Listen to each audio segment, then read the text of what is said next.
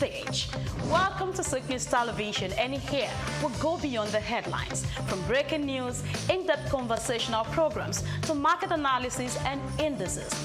From policies affecting growth to unique documentaries, from live event coverage to bespoke productions, we deliver content that connects you to the world. At SOUQ News Television, we provide news surrounding business, economy, and development, infomercials and jingles that stand out, short and long-form documentaries crafted to international standards, independent production spaces with full technical support, special coverage for individual and corporate events, a special form of documentaries through our prestige package, Immortals, where we tell your story the way you'd love it, and business support services tailored for small enterprises. SOUQ News TV, powered by FemiWatch Limited, also home to the Isle 95.9 FM Lagos and Kasua 99.7 FM Kano, and Emirate News Television Abuja, together forming Africa's trusted media powerhouse. Storytelling, coverage, and connection that matters. SOUQ News TV, your home for business, economy, and development.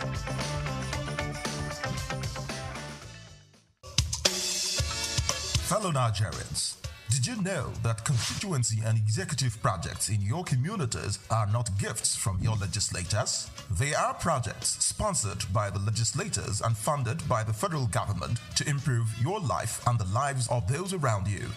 These projects belong to you. Without your vigilance, they might never be completed. Don't allow them to fade away into unfulfilled promises.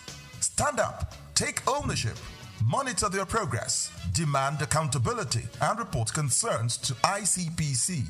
Call our toll-free line now on 0800-2255-4272 or WhatsApp only on 0806-656-4726. This message is brought to you by the Independent Corrupt Practices and Other Related Offences Commission, ICPC, with support from MacArthur Foundation and the Center for Democracy and Development in Africa, CDD. At the Africa Development Studies Center, ADSC, we are committed to driving sustainable growth and development across Africa through innovative training and research. Our mission: empowering leaders, policymakers, and professionals with the tools they need to create lasting change. With customized training, dynamic research programs, and study exchanges on leadership, management, and other critical development topics, ADSC offers a platform for exchanging cutting-edge ideas and global best practices. We provide comprehensive services in research and consultancy, capacity building and training, education programs, publishing, and knowledge sharing. Our esteemed faculty, composed of seasoned experts and researchers, ensures a learning experience that is insightful and practical. We specialize in policy development, implementation strategies, monitoring, and evaluation. At ADSC, learning is engaging and enjoyable. Our unique methodology includes talks, interactive exercises, games, video screenings, and lively seminar discussions, all in a comfortable and friendly environment. Ready to make an impact? For more information, email us at info@adstudycenter.com or call +234 912 439 2362. Visit us today at www.adstudycenter.com to explore our programs and upcoming events. Africa Development Studies Center, rethinking development for Africa. We've got just what you need right here at FemiWatch Media. Call it the Midas touch, and you wouldn't be wrong. Let us record, produce, mix, and master your audio like nobody does. Reach us on our contact today for the best quality job. Hello Nigeria, hello Africa. Yeah, this is Sound Man. Keep watching SOUQ News. My name is Babalola from Excel LED. Keep watching SOUQ News. My name is Shepherd Michael Adewale Onofuye. I enjoy you all to always watch SOUQ News TV. Hi, I'm Tom Boggaballs, and please keep watching SOUQ News. Wale Seriki, SLG Lagos Island East, SOUQ News. Keep out watching them and keep a lookout for them.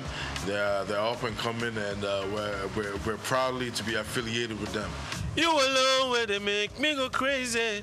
This your love in the cool of my brain. You're my medicine, I need you all day. Yo, it's Blackface Nigeria and you're watching SOUQ News TV. Keep it locked on this dial, don't change it. You know what I say? Blackface Nigeria, love on the bad. Anthony Onyemaechi Elumelu was born on the 22nd of March 1963 in Jos, North Central Nigeria, to Susanna Dominic Elumelu, originally from Delta State. Tony earned a degree in economics from Ambrose Ali University, where he laid the foundation for his future career, and then furthered his education at the University of Lagos, where he obtained a master's degree in economics. His academic journey also includes attending the Harvard Business School, where he completed the Owner of President Management program, equipping him with advanced business management skills. Tony currently serves as the chairman of Heirs Holdings, Transcorp, and United Bank for Africa, UBA, demonstrating his significant influence in the banking and investment sector. He founded the Tony Elumelu Foundation, which aims to empower African entrepreneurs through comprehensive training, mentorships, and funding opportunities. In addition to his professional achievements, he's also a family man, married to Dr. Adele Vivian Elumelu, and together they have 7 children. In 2020, his efforts were acknowledged when he was named one of Time's 100 most influential people in the world. Anthony Elumelu's net worth is estimated to be around $700 million, a testament to his successful ventures and strategic investments. Elumelu continues to be a driving force in the business world, advocating for sustainable economic growth and empowering the next generation of African entrepreneurs.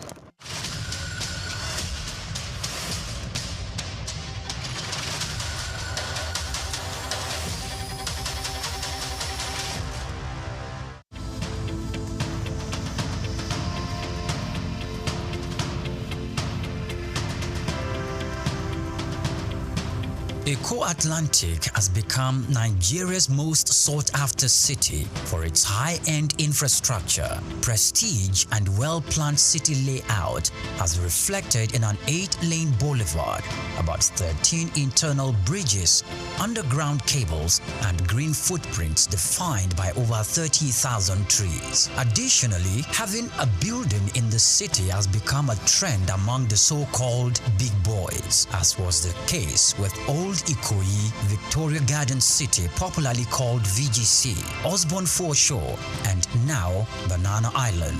In this special report, Bayo Olaoye states that this talk of I belong and the prestige mentality has also spread to the big firms. Before now, Kingsway and Ozumba Mbadi were used to say that Victoria Island were the go-to locations for high-rise office buildings. These locations are home to iconic developments such as Kingsway Towers, Heritage Palace, Fanfare Towers, the Winds and the Waves, among others, making them Nigeria's equivalent of Silicon Valley. The Eko Atlantic City was modeled after the skyscraper district of Manhattan Island in New York City. It has become the new destination for big-ticket corporate firms which are building or relocating their new headquarters to the 10 square kilometer city, rising off the coast of the Atlantic Ocean in Lagos. The city is attracting investment interests in both residential and commercial real estate, the latest being MTN Nigeria, preparing to build a new headquarters. MTN is coming on the heels of First Bank, which recently turned the turf to build a 40-floor corporate head office, making the city's most iconic development so far. Prior to this courageous and ambitious entry into Eko City by MTN, First Bank, Dangote Group, and the Embassy of the United States of America have taken positions there, developing a new head office and a diplomatic facility respectively. Much earlier, a co-development company had occupied the city as the developer of the Azuri Towers, offering both residential and commercial facilities for high clients and corporate bodies. Arkaland Property Investment and Oak Homes are also in the city, developing A&A Towers simultaneously. These are the residential developments that will be standing on the 22nd floor and the 33rd floors respectively. Other developments are the Pan-African Towers by Periwinkle Residences, Eco Pearl with Champagne Tower and Eco Pearl Black Tower, Amni Towers and Ani International Petroleum Development Company, and Louisville Towers by Total Energy Staff Cooperative and Multipurpose Society. Louisville will comprise 300 residential homes spread between 2 towers, a world-class sporting center and a club, retail outlets, and other facilities. It is designed to employ modern technology to achieve smart living and high standards. Eco Atlantic is an exclusive luxury city with superior infrastructure that appeals to the kind of investors we have seen in the city so far.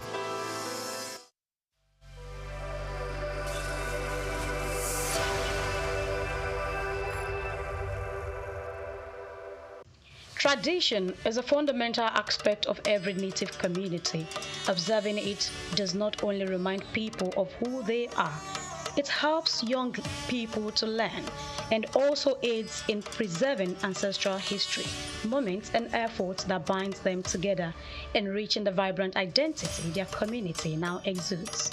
In India, Dhanteras is one of such tradition and integral culture of the Hindu community, a significant festival that marks the onset of the 5-day Diwali celebrations, Festival of Light, observed on the 13th lunar day of the Krishna Paksha, which is the dark fortnight in the Hindu month of Kartik. The festival is dedicated to welcoming wealth and prosperity, reflecting in its name. Dhanteras combines Dhan, meaning wealth, and Teras, representing the 13th day.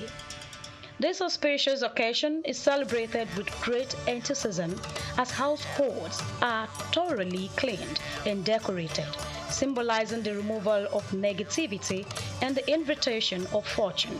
People create intricate rangoli designs and light diyas to honor the goddess Lakshmi, the deity of wealth, and invite her blessings.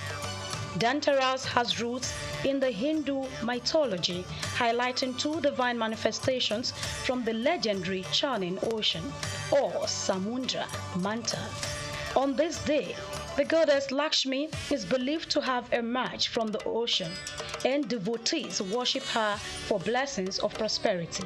Another divine figure, Dhanvantari, the physician of the gods and an incarnation of Vishnu, also appeared carrying the Amrita, underscoring the day's connection to health and wealth. Astrologers such as Vats note the festival's dual blessings traditionally associated with wealth. Dhanteras is also linked to health, with prayers to Dhanvantari promoting healing and well-being. The observance of Dhanteras, also known as Lakshmi Puja, includes varied customs across India. In Maharashtra, dried coriander seeds mixed with jaggery are offered to Lakshmi. Many light sky lamps and diyas to honor Yama, the god of death, for protection. Evening rituals involve singing bhajans and offering sweets to Lakshmi, while families purchase new items like gold, silver, and kitchenware to symbolize luck and prosperity for the coming year. Village communities extend blessings to their livelihoods, with farmers honoring cattle, through rituals and treats. In South India, particularly Tamil Nadu, Brahmin families observe Dhanteras by preparing marundu, a traditional medicine that balances the body's tridosh, marking an Ayurvedic approach to health and longevity. In Gujarat, family gatherings feature festive meals like dabat and malpua, showcasing regional diversity. Each aspect of Dhanteras, from cleaning and renewal to offerings and health rituals, embodies the essence of welcoming auspicious meals. Each aspect of Dhanteras, from cleaning and renewal to offerings and health rituals, embodies the essence of welcoming auspicious meals, health, and prosperity for the year ahead. Grace Komolafe, SOUQ News Television.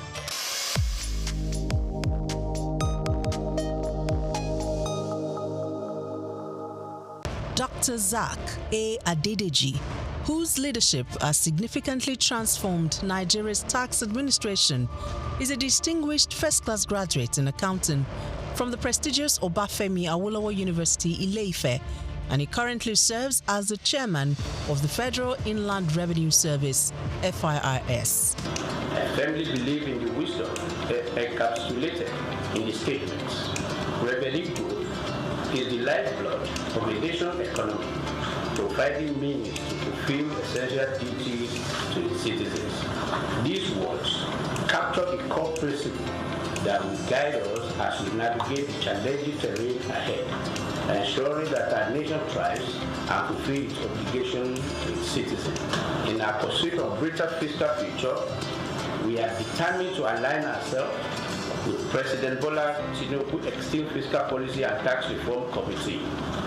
This collaboration will enable us to shape the prosperous fiscal landscape that will empower our nation's growth and development. Born on January 8, 1978 in Ogbomoso, Oyo State, Nigeria, Dr. Adedeji is an accomplished accountant and public officer with extensive expertise in corporate taxation and public finance. His journey in public service began in 2011 when he was appointed as Commissioner for Finance in Oyo State. In that capacity, Adedeji introduced transformative financial reforms, most notably the establishment of the Treasury Single Account (TSA) to streamline government revenues and expenditures. In March 2021, President Muhammadu Buhari appointed Adedeji as Executive Secretary of the National Sugar Development Council (NSCDC). In this capacity, he founded the Nigeria Sugar Institute and spearheaded the Sugar Backward Integration Program, which sought to enhance local sugar production and reduce reliance on foreign imports. In June 2023, President Bola Ahmed Tinubu appointed Adedeji as Special Advisor on Revenue, and by September of that same year, he had ascended to the position of Executive Chairman of FIRS, Nigeria's leading tax authority responsible for the assessment, collection, and management of federal taxes. The focus will be on these indirect taxes, so that as long as you consume, you have to pay. As long as you have interest on your investment, you have to pay. And this is echoing Mr. President's message that we are not going to tax the seed, but we are going to tax the fruit. The fruit is what we focus on. So all those things, when we have this holistic process, it will be captured, and that the vision is to have a progressive tax, that if you earn more, you pay more, and if you earn less, you will not pay. Under his leadership, FIRS exceeded its 2023 revenue target of 11.55 trillion naira. As chairman of FIRS, Dr. Adedeji implemented a performance-based system aligning with the service's new slogan, simplifying tax, maximizing revenue. Dr. SOUQ Adedeji has done incredibly well in transforming and reforming the tax processes and procedures in Nigeria. In a little over a year being at the helm of the affairs of the tax body in Nigeria, we have seen a significant improvement in revenue generation. His policy of not crumbling business with taxation is something that also needs to be applauded. SOUQ Adedeji philosophy is taxing fruits and not the seed, and taxing prosperity, not poverty. Because if you look at the fiscal landscape of Nigeria in the past 10 years, you find that businesses have struggled to live, and that has led to the exit of so many businesses from Nigeria. But with this new reform, we're seeing that the businesses will profit from the reform processes, and that will mean more business for Nigeria. We will have a lot of foreign inflow in terms of foreign direct investment that will actually drive the process of economic growth for the country. And I think he has done so well, and he deserves a kudos, especially for taking the giant stride to restructure FRS for efficiency, for accountability, and for value for money. He has also made the welfare of the staff a top priority, fostering a positive working environment that has brought smiles to the faces of FRS employees nationwide. Supporters of the tax reform bills highlight several key benefits, harping on the need for streamlined tax processes that could reduce bureaucratic hurdles and foster an environment where businesses can thrive. He has initiated a lot of reform which dovetail into the tax reform bills that is before the National Assembly. This initiative is to improve on the tax administration system in Nigeria with a view to improving on the collection systems that will be beneficial to every member of the Nigerian state. SOUQ, as is well known, has improved on simplifying tax reform even within the federal land revenue, which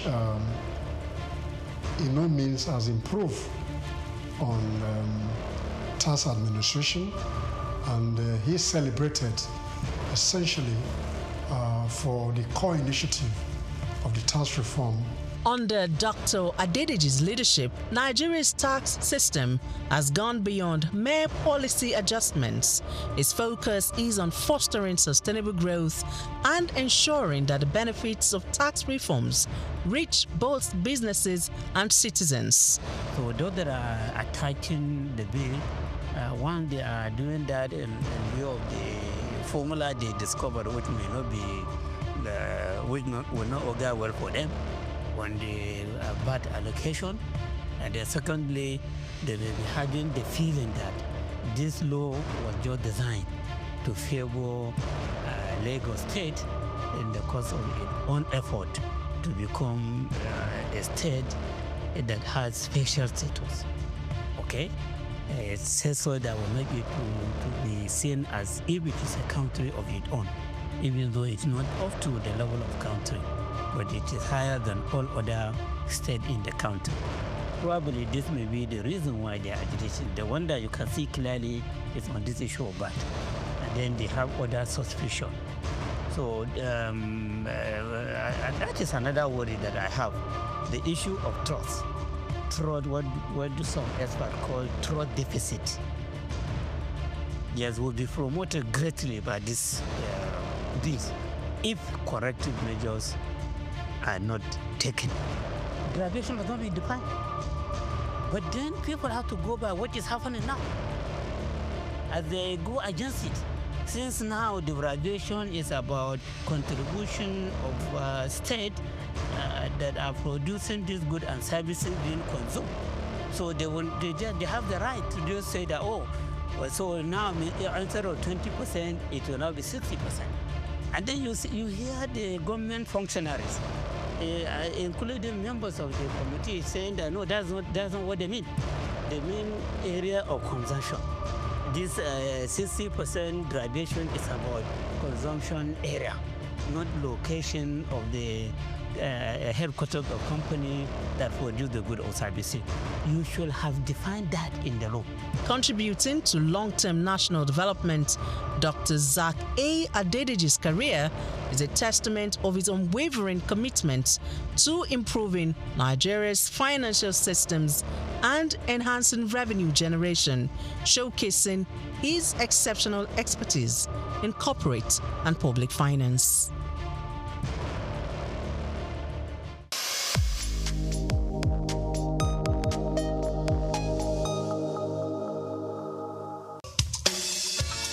Fellow Nigerians, did you know that constituency and executive projects in your communities are not gifts from your legislators? They are projects sponsored by the legislators and funded by the federal government to improve your life and the lives of those around you. These projects belong to you.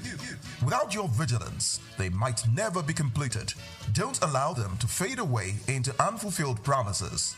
Stand up, take ownership, monitor their progress, demand accountability, and report concerns to ICPC.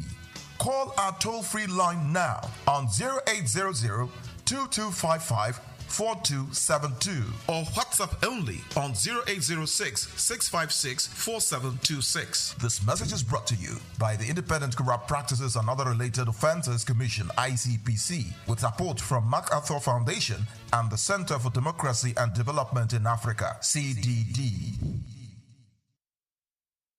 The National Assembly, in collaboration with the African Development Studies Center, ADSC, held a 5-day national capacity building workshop on treaties, agreements, and protocols for federal MDAs, with the theme, Enhancing Institutional Capacity for Effective Treaty Negotiation, Implementation, and Oversight in Nigeria.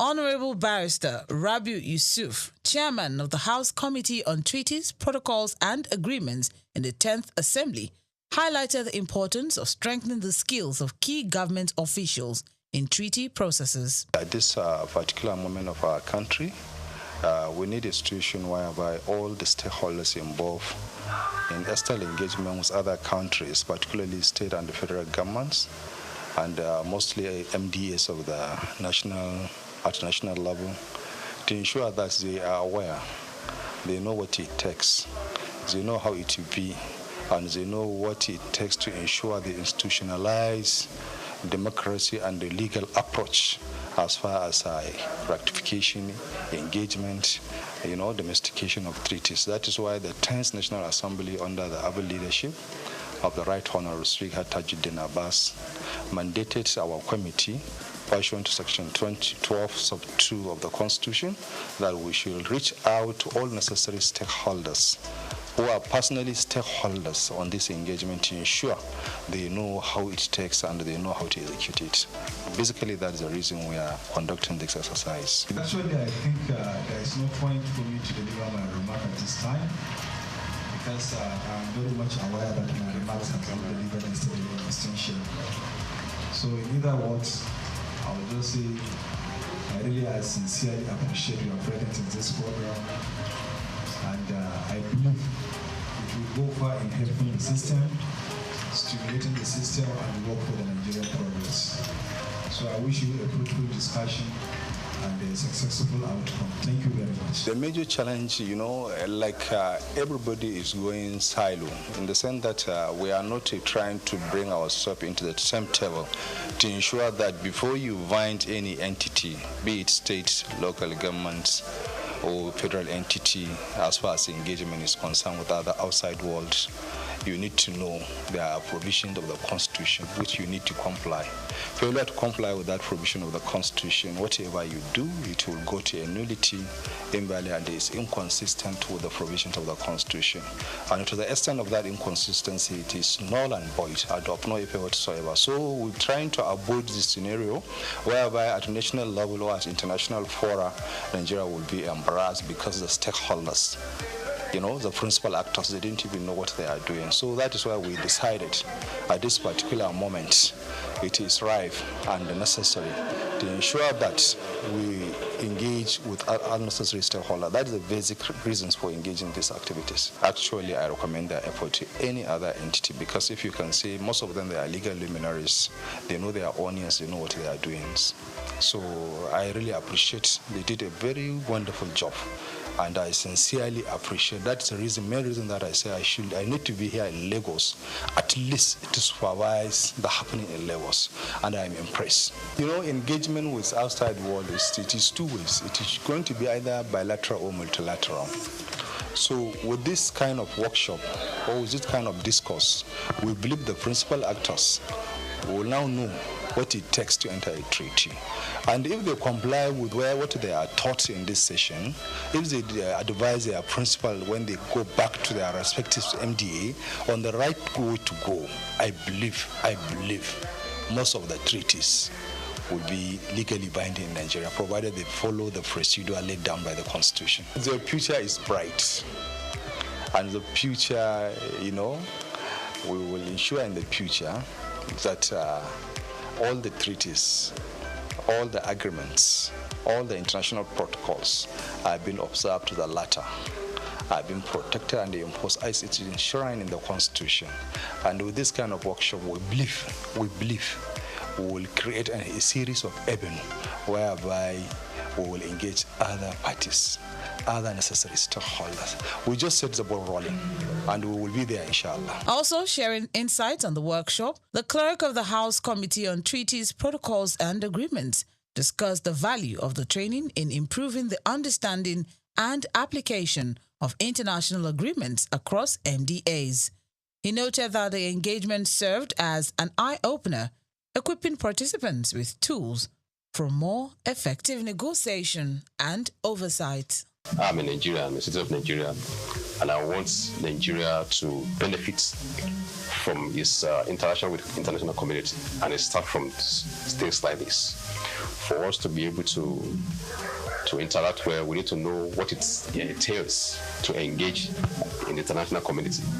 When we are talking about treaties, what does it entail to enter into treaties? How do we do that? How do we negotiate? How do we implement? How do we oversight as a parliament? So it is my duty as a clerk of the committee to advise the chairman and the committee members on how to go on all these issues. And also very instrumental to the organization of this workshop today. Our partners, the facilitators, are very, very excellent. We appreciate them. And it's also a collaborative effort between us and them.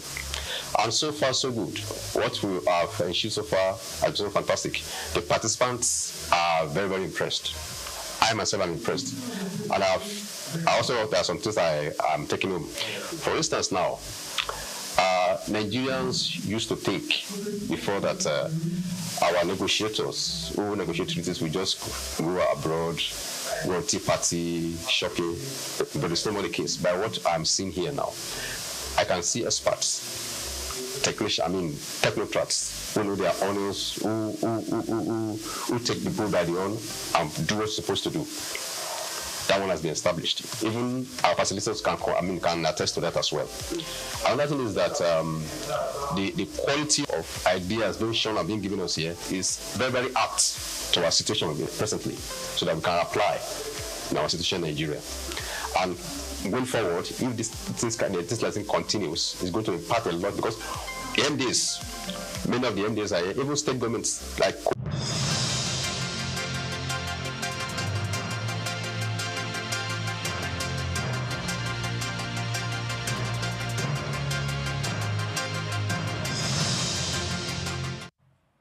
A very good morning to you and welcome to the news updates on SOUQ News Television. I am Omivi Idolor.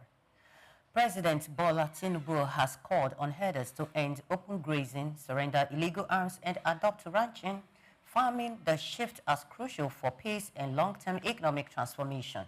In a statement on Wednesday, Tinubu said the federal government is adopting a holistic strategy to address the farmer-herder crisis, which has disrupted rural economies, food supply chains, and investment flows in agriculture. He added that transitioning to ranching would unlock economic value in livestock production, create jobs, and boost agribusiness. The president's remarks come amid rising insecurity, including fresh school abductions in Niger and Kebbi states and deadly clashes in north-central Nigeria. Experts say the farmer-herder conflict has led to multi-billion naira losses in crop and livestock output annually. Tinubu's call is expected to trigger renewed policy focus on land reform, investment in ranch infrastructure, and incentives to modernize Nigeria's livestock economy. Nigeria's broad money supply increased to 190.04 trillion naira in October 2025, up from 170.78 trillion naira in September, according to new figures released by the Central Bank of Nigeria. This rise of 1.25 trillion naira, or 1.06%, reflects a renewed build-up of liquidity after a temporary slowdown. Year-on-year, broad money climbed by 11.04 trillion naira, showing continued expansion despite a strict monetary environment. The increase followed the Monetary Policy Committee's earlier decision to lower the monetary policy rate by 50 basis points to 27%, marking the first cut since 2020 as inflation eased and foreign exchange conditions improved. The main driver of the expansion was a sharp rise in net domestic assets, which jumped by 8.11 trillion naira in 1 month to reach 84.2 trillion naira. This outweighed a significant decline in net foreign assets, which fell by 6.86 trillion naira, highlighting external pressures even as domestic credit strengthened through higher government borrowing and increased lending to the private sector. Money supply measured as 2 million and narrow money also recorded modest growth. At its November meeting, the central bank held the monetary policy rate at 27%, kept by banking ratios unchanged.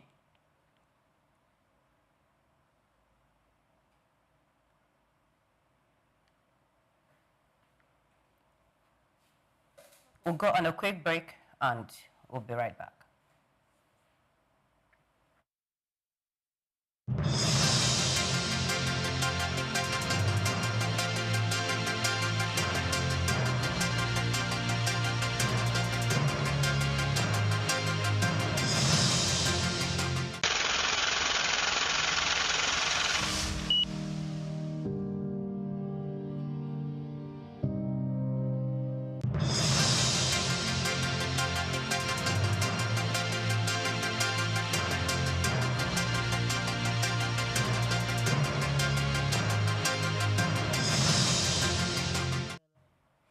Agricultural investments, Oyo launches major cocoa revival plan to boost economy. The Oyo state government has approved 3,30,292,472 naira for a cocoa rejuvenation project aimed at restoring cocoa as a major economic pillar. According to Commissioner for Information, Dotun Oyelade, the project will run through a public-private partnership coordinated by the Oyo State Agribusiness Development Agency and the International Institute of Tropical Agriculture. He noted that Oyo, which ranks 4th in cocoa production nationwide, is moving quickly to fill the supply gap created by production disruptions in Ghana and Cote d'Ivoire. The 3-year program, valued at $2,075,547, will position the state to benefit from rising global demand. The council also supported the call for state police and commended Governor Seyi Makinde for procuring surveillance aircraft and strengthening Amotekun. The State Executive Council additionally approved 50 million euros for the Oyo State Healthcare Initiative following final clearance from the Federal Ministry of Finance and the State House of Assembly. The funds will support hospital upgrades, new equipment, and broader health infrastructure improvements. The Council also endorsed the Oyo State water sanitation and hygiene policy aimed at ending open defecation and expanding access to safe sanitation with support from global partners. Further approvals included the establishment of climate action plans backed by a 270 million naira bank guarantee and the Business Enabling Reforms Action Plan for 2026, with 400 million naira allocated for implementation. The African Development Bank Group has approved a $500 million loan to Nigeria for the second phase of its economic governance and energy transition support program. The facility will help Nigeria modernize its electricity system, improve access to cleaner energy, and deepen fiscal and governance reforms. This new loan follows another $500 million approval in August 2024 and will cover fiscal years 2024 and 2025.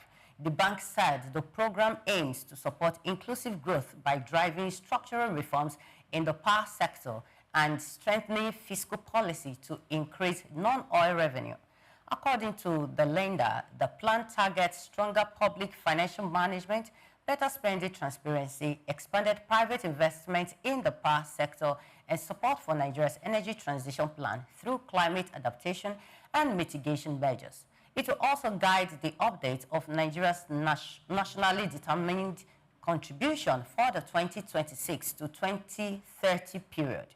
Key beneficiaries include the Ministries of Power, Finance and Environment, the Federal Inland Revenue Service, the Office of the Auditor General, the Debt Management Office, the National Climate Change Council, and the Nigeria Electricity Regulatory Commission.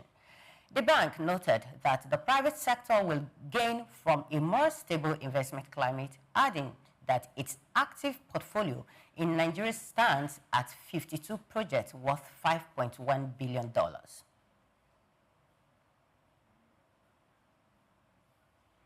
Asian stocks climbed on Thursday as expectations grew that the United States Federal Reserve will cut interest rates next month, while the dollar softened and the Japanese yen remained under close intervention watch. A calm holiday-shortened trading week kept market moves limited, but investor sentiment improved as fears over an artificial intelligence-driven bubble eased. The broad Asia-Pacific index rose, supported by gains in Japan and South Korea, even as China's property sector dragged, with China banks' attempt to delay bond repayments sending several of its yuan-dominated bonds tumbling. China's real estate index slid to a one-year low, though the broader market edged slightly higher. Traders sharply increased their bets on a December rate cut after comments from senior United States Federal Reserve officials strengthened the case for easing, lifting optimism across global markets. The euro and the British pound gained, while the yen firmed slightly as investors awaited any move from Tokyo to halt its prolonged slide. United States jobless claims data showed layoffs remained low, reinforcing views that weakening labor conditions and moderating inflation could justify a policy shift. Bitcoin advanced and gold slipped, with both assets reacting to the improving risk environment as markets eyed the final month of the year. Many thanks for watching. Do well to follow us on all our social media platforms at SOUQ News TV. I am Omivi Idolo. Coming up shortly is SOUQ Business Landscape. Stay with us.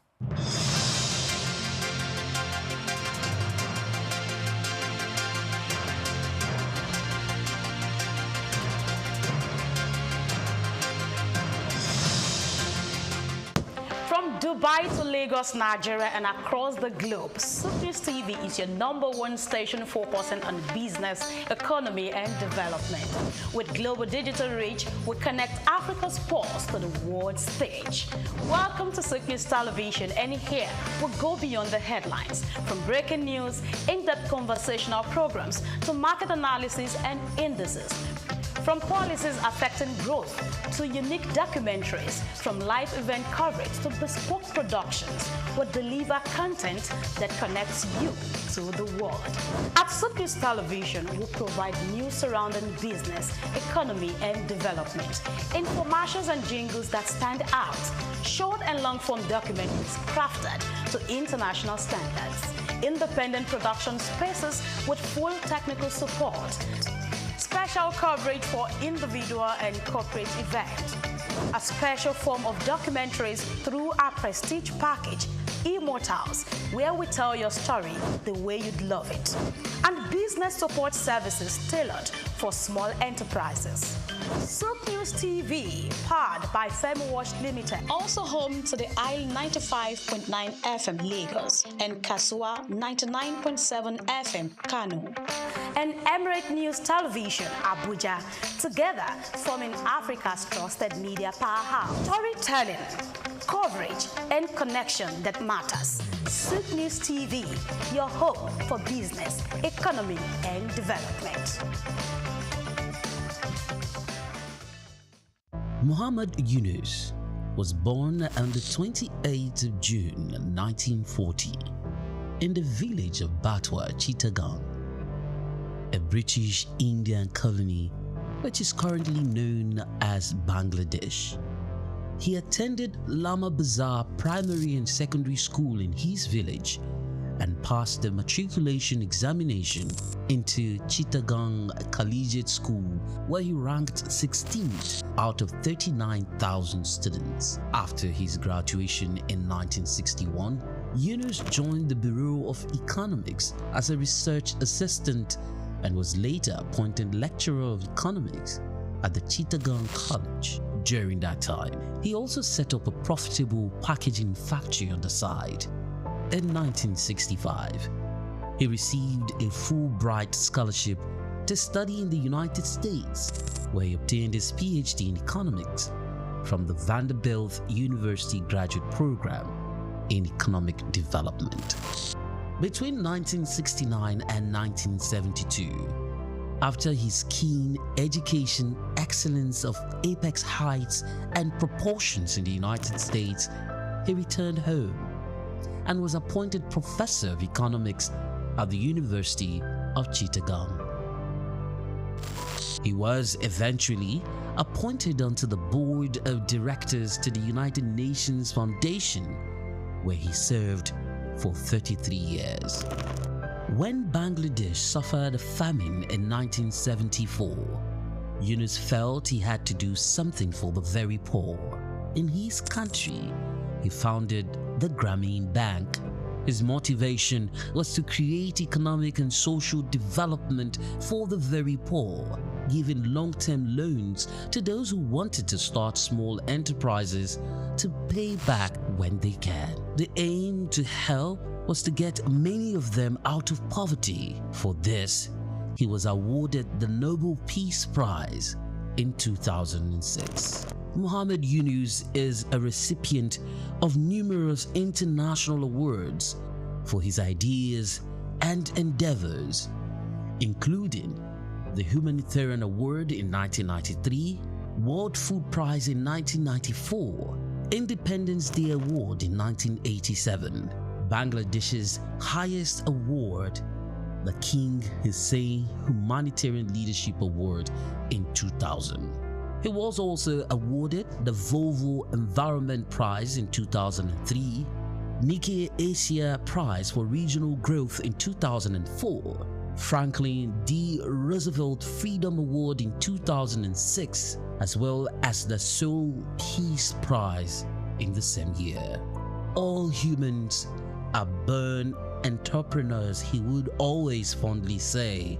His heart showed through his everyday life.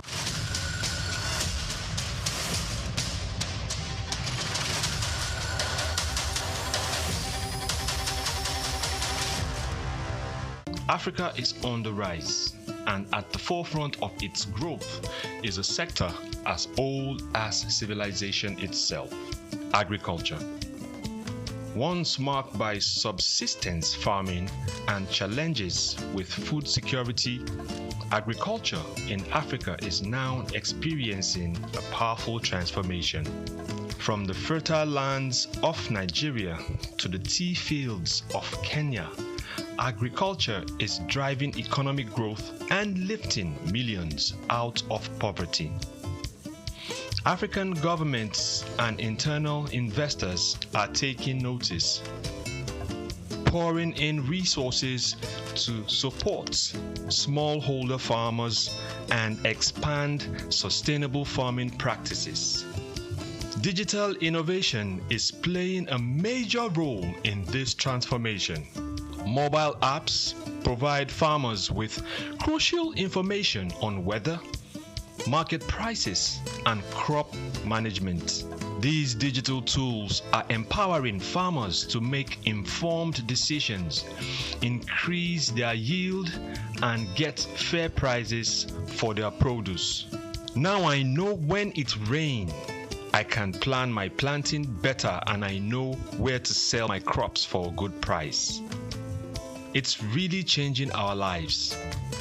We are committed to investing in agriculture as a pillar of our economy. Our goal is to make farming not only viable but a source of wealth and stability for our people. African countries are also scaling up for exports, especially in high-demand crops like coffee, cocoa, and cashew. By focusing on quality, Africa is capturing a larger share of global markets. But the transformation goes beyond exports. Across Africa, new farming techniques and policies are helping to meet domestic demand and reduce reliance on food imports, contributing to food security across the continent. Women are also a key part of Africa's agricultural revolution. They make up a significant portion of the agricultural workforce, and initiatives are empowering women farmers with resources and training to enhance productivity. From subsistence to sustainability, the future of agriculture in Africa is bright. With innovation, investment, and resilient communities, Africa is sowing the seeds of prosperity.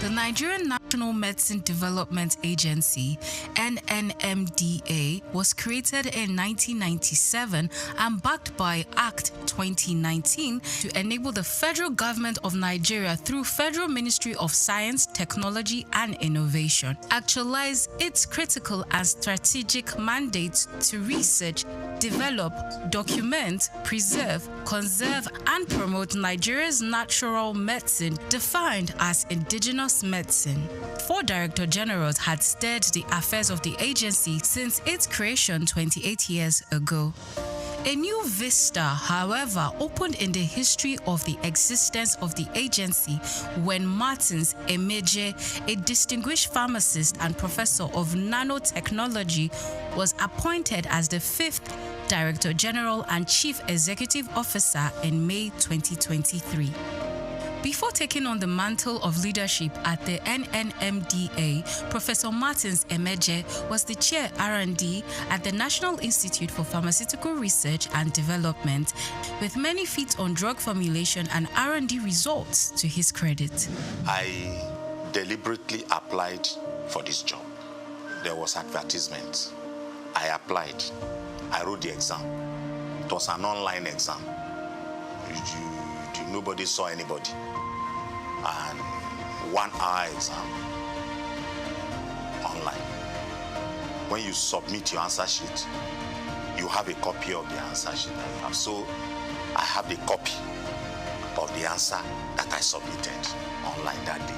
And that is my manifesto. So every month, I look at the answers that I submitted, and it guides me in the work that I do. As a researcher and proudly the first and only research fellow in Nigeria who is heading a research institute. I know exactly the problems of R&D in Nigeria, because nobody in Nigeria has or is currently heading a research institute, and he went through the rank and file from being a trainee researcher to an intern researcher, an NYSC researcher, and then a research professor. This is the background that I have. Call him a round peg in a round hole, and you won't be wrong, as he hit the ground running, leaving a lot of innovations on his trail, achieving great strides in the areas of education, agriculture, and health, thereby raising the bar in R&D in natural medicine for the agency. From May 2023, when he was appointed, within just a few months, 4 oral solid dosage formulation products were unveiled.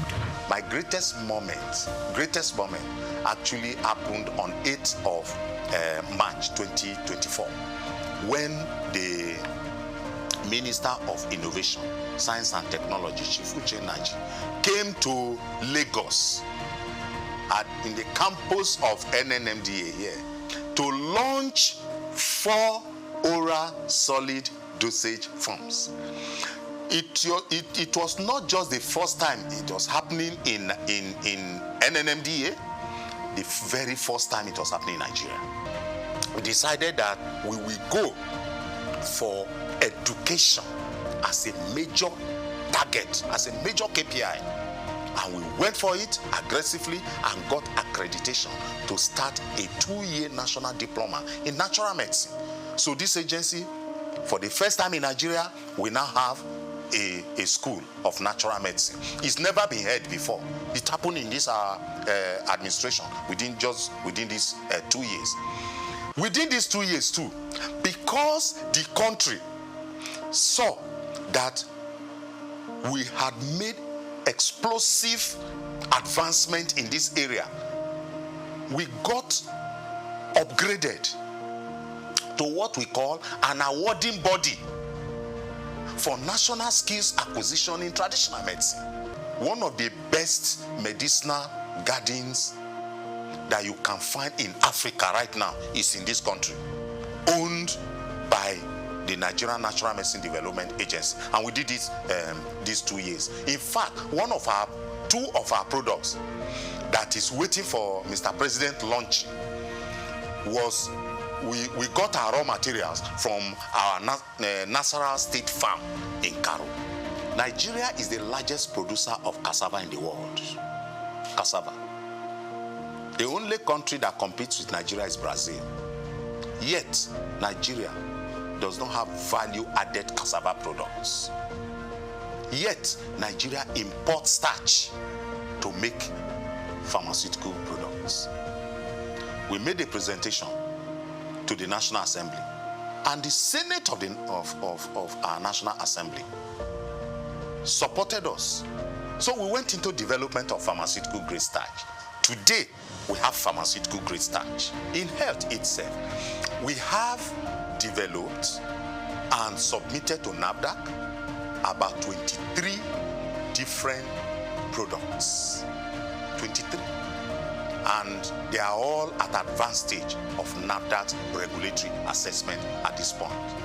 Now, 3 of such products plus 5 of what we did the previous years is available, and people, because we are a research institution not capacitated or competent by reason of mandate and skilling to do marketing, we do proof of concept, and we wait for entrepreneurs of pharmaceutical industries, nutraceutical industries, food industries to come take them to the market, right? But we also owe, because, like I said, the huge component of the Renewed Hope agenda is that people should be attended to, so that they know that they cannot lose their hope completely in their country. So in this environment, anybody who wants drug for hypertension, for malaria, for erectile dysfunction, for arthritis, for diabetes, for hepatitis, for about at least 8 different disease areas. They come to our pharmacy here to get the drugs. The past 2 years, under the leadership of Professor Martins Emeje, has seen human capacity development like never before. A development that propelled the agency's researchers into breaking new ground. This agency had never, in its almost 30 years of existence, had never participated in any local conference where researchers went with work they did in their own laboratory to go make competitive presentation. In our maiden outing, in these 2 years, we won 2 awards. We went out for the first time and we got 2 awards. We took first position and we took third position. That is gold and bronze. When I came, I met researchers that have been here working for 15 years but with 1 degree. And I told them, you can't be a researcher with 1 degree. So I embarked on rigorous and aggressive drive to partner and collaborate with investors. So we went into that. Today, as I'm talking to you, we have at least 13 researchers and of the agency that are doing different postgraduate studies in different universities in Nigeria. I have a staff that was in Zimbabwe for 6 months. Now he has a master's in intellectual property. At least 7 of my staff have gone to India.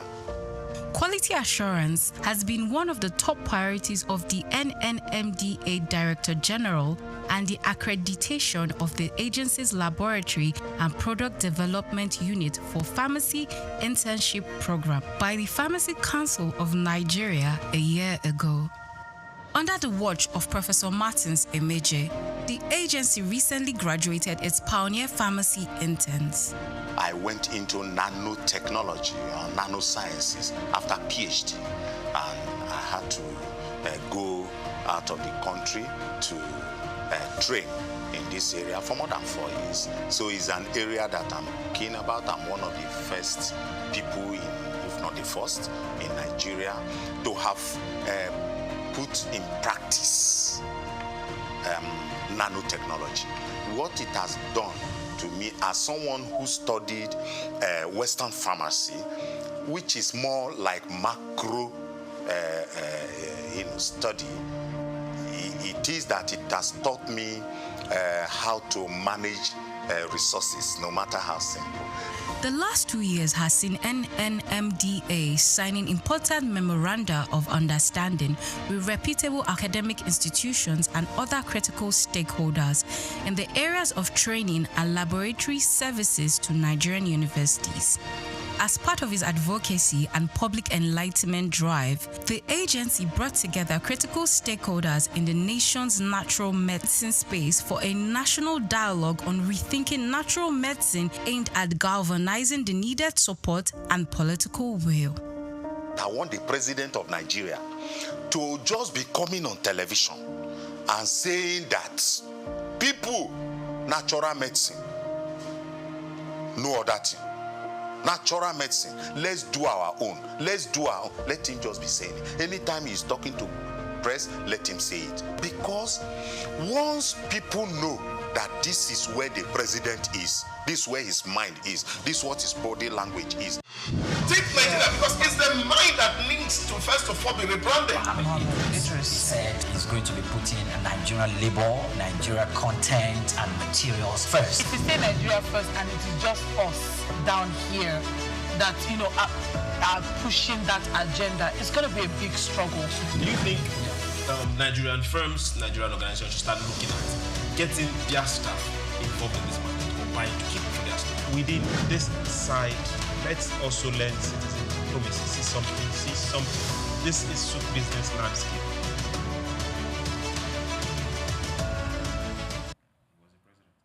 A very good morning to you and welcome to SOUQ Business Landscape. This is your authoritative window into the forces shaping business, finance, economy, and development across Nigeria and the wider Africa region.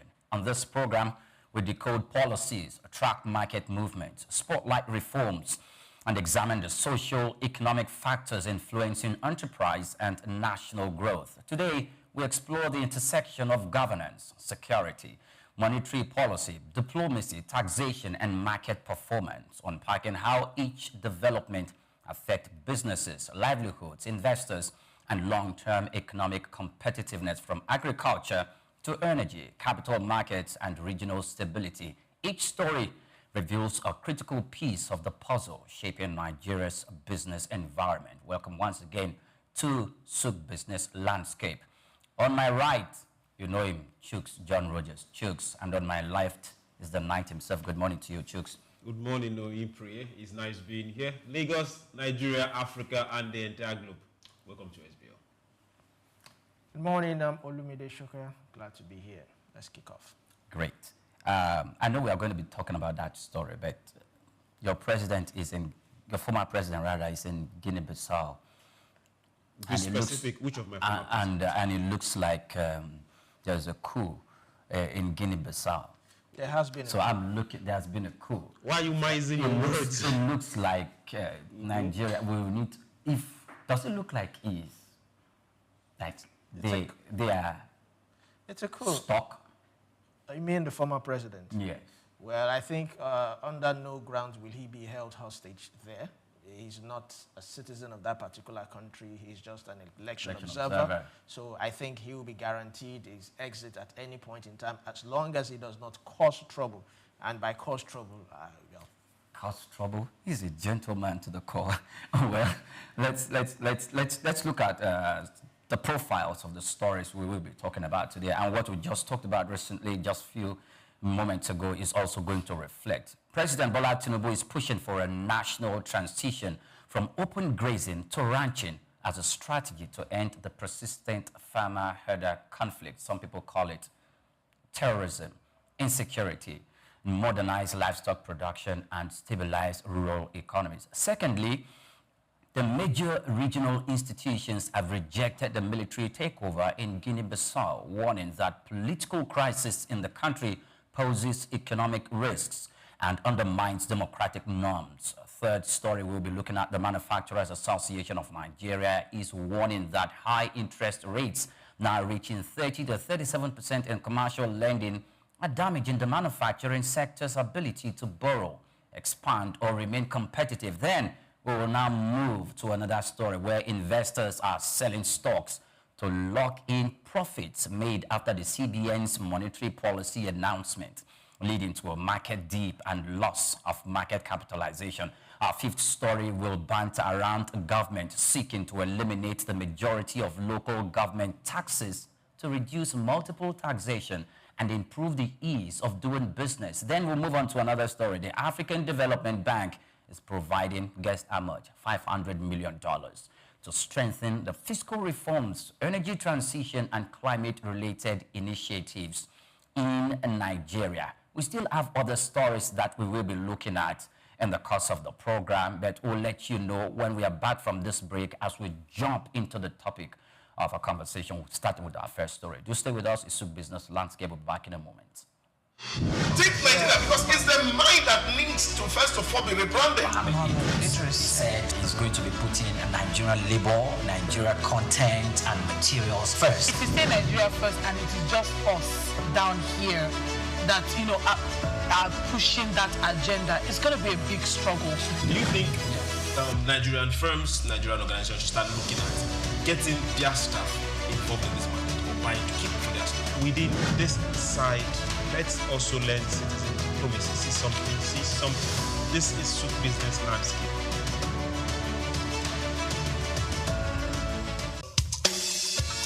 Fellow Nigerians, did you know that constituency and executive projects in your communities are not gifts from your legislators?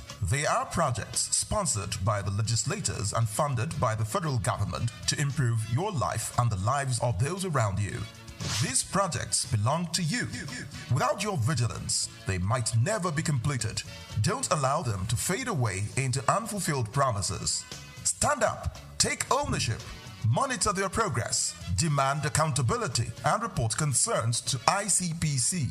Call our toll-free line now on 0800-2255 4272 or WhatsApp only on 0806-656-4726. This message is brought to you by the Independent Corrupt Practices and Other Related Offences Commission, ICPC, with support from MacArthur Foundation and the Center for Democracy and Development in Africa, CDD.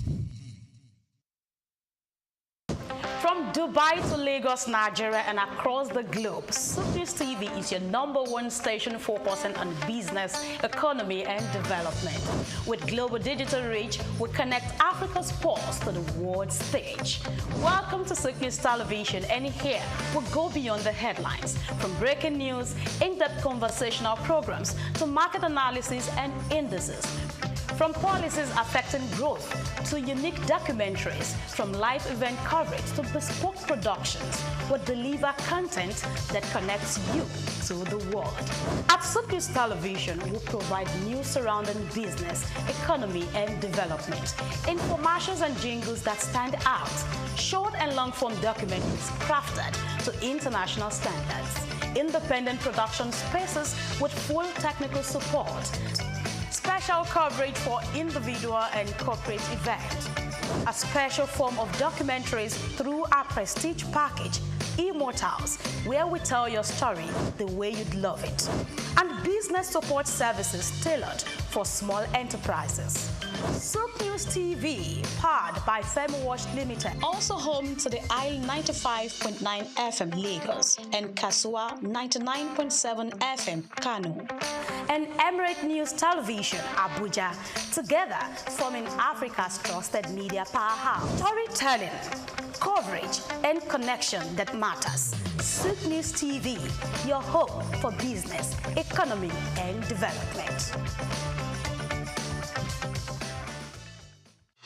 Take Nigeria because it's the mind that needs to first of all be rebranded. Idris said he's going to be putting Nigerian labor, Nigeria content and materials first. If you say Nigeria first and it is just us down here that, are pushing that agenda, it's going to be a big struggle. Do you think Nigerian firms, Nigerian organizations should start looking at getting their staff involved in this market or buying to keep for their staff? Within this side, let's also learn citizen diplomacy. See something. This is SOUQ Business Landscape. Welcome back. Many thanks for joining us on the program. And this is our first story. We begin with President Bola Tinubu, who has called on herders to end open grazing, surrender illegal arms, and adopt ranching, framing the shift as crucial for peace and long-term economic transformation. In a statement on Wednesday, Tinubu said the federal government is adopting a holistic strategy to address the farmer-herder crisis or conflict, insurrection, terrorism, which has disrupted rural economies, food supply chains, and investment flows in agriculture. He added that transitioning to ranching would unlock economic value in livestock production, create jobs, and boost agribusiness. The president's remarks, came amid rising insecurity, including fresh school abductions in Niger State and Kebbi State, and deadly clashes in the North Central. Experts say that the farmer-herder conflict has led to multi-billion naira losses in crop and livestock output annually. Tinubu's call is expected to trigger renewed policy focus on land reform, investment in ranching infrastructure, and incentives to modernize Nigeria's livestock economy. Now let us look at this story. So first of all, Chuck's John Rogers. Ranching, we've been talking about this for a long time. And there was a time where the former administration, wanted to sell an initiative to Nigeria, popularly called Ruga. And from some region and part of the country, it was resisted. And I remember vividly when the Kano State governor, who is the current national chairman of the APC, or maybe he's no longer the national chairman, the former governor of Kano State, I'm trying to get back his name, he told the herders to come to Kano that he's going to provide them land, that they don't need to move around, because that's what even those from the south and some from the north are trying to encourage. You don't need to move around. You need to establish ranching in a specific place. They talked about the benefits health-wise for the animals and how that is equally going to make them feel healthy so that's to give efficient maximum production for consumption to humans. But we're still talking about the movement of these, and we're still preaching ranching for those who are involved in livestock farming to accept. The president also mentioned the Ministry of Livestock. That is an initiative put aside for this purpose. Do you think those involved in that business are embracing it? Okay, if I think those involved in that business are embracing it, I like the last line you said, those involved in that business, which means we should see cattle rearing as a business, which it is. This is and for those that are also wondering, it's not something that is peculiar to the North or a tribe. Okay. People across the country own cattle. So it's just a matter of, okay, those that are, most times, those that rear it happen to come from a particular tribe. Now let's face some major facts. For the business of the man in the East, he goes and rents a shop. He doesn't come to your community and tell you, I want to come here and sell spare parts. So I'm going to use your garage in selling spare parts. He goes and does what? He rents a shop. The man from Ijebu that is dealing in iron bars, he goes somewhere and rents a land. Same thing should happen when it comes to agriculture. The man that is going to farm, he goes and either leases land or pays or uses his father's land to farm. So we should start treating business as business and not going about raising conflict and we just let it slide for over as long as Nigeria has been. If you want to rear animals, keep them in a location. Do not start grazing animals from Sokoto to Port Harcourt. January, by the time is what's it called? The dry season, you are in Port Harcourt. Why? And at the end of the day, through this entire route of your movement, you are causing conflict in one state after the other. And you say it is your right. No. Right now, the first time now we are seeing the president come out and take these direct steps.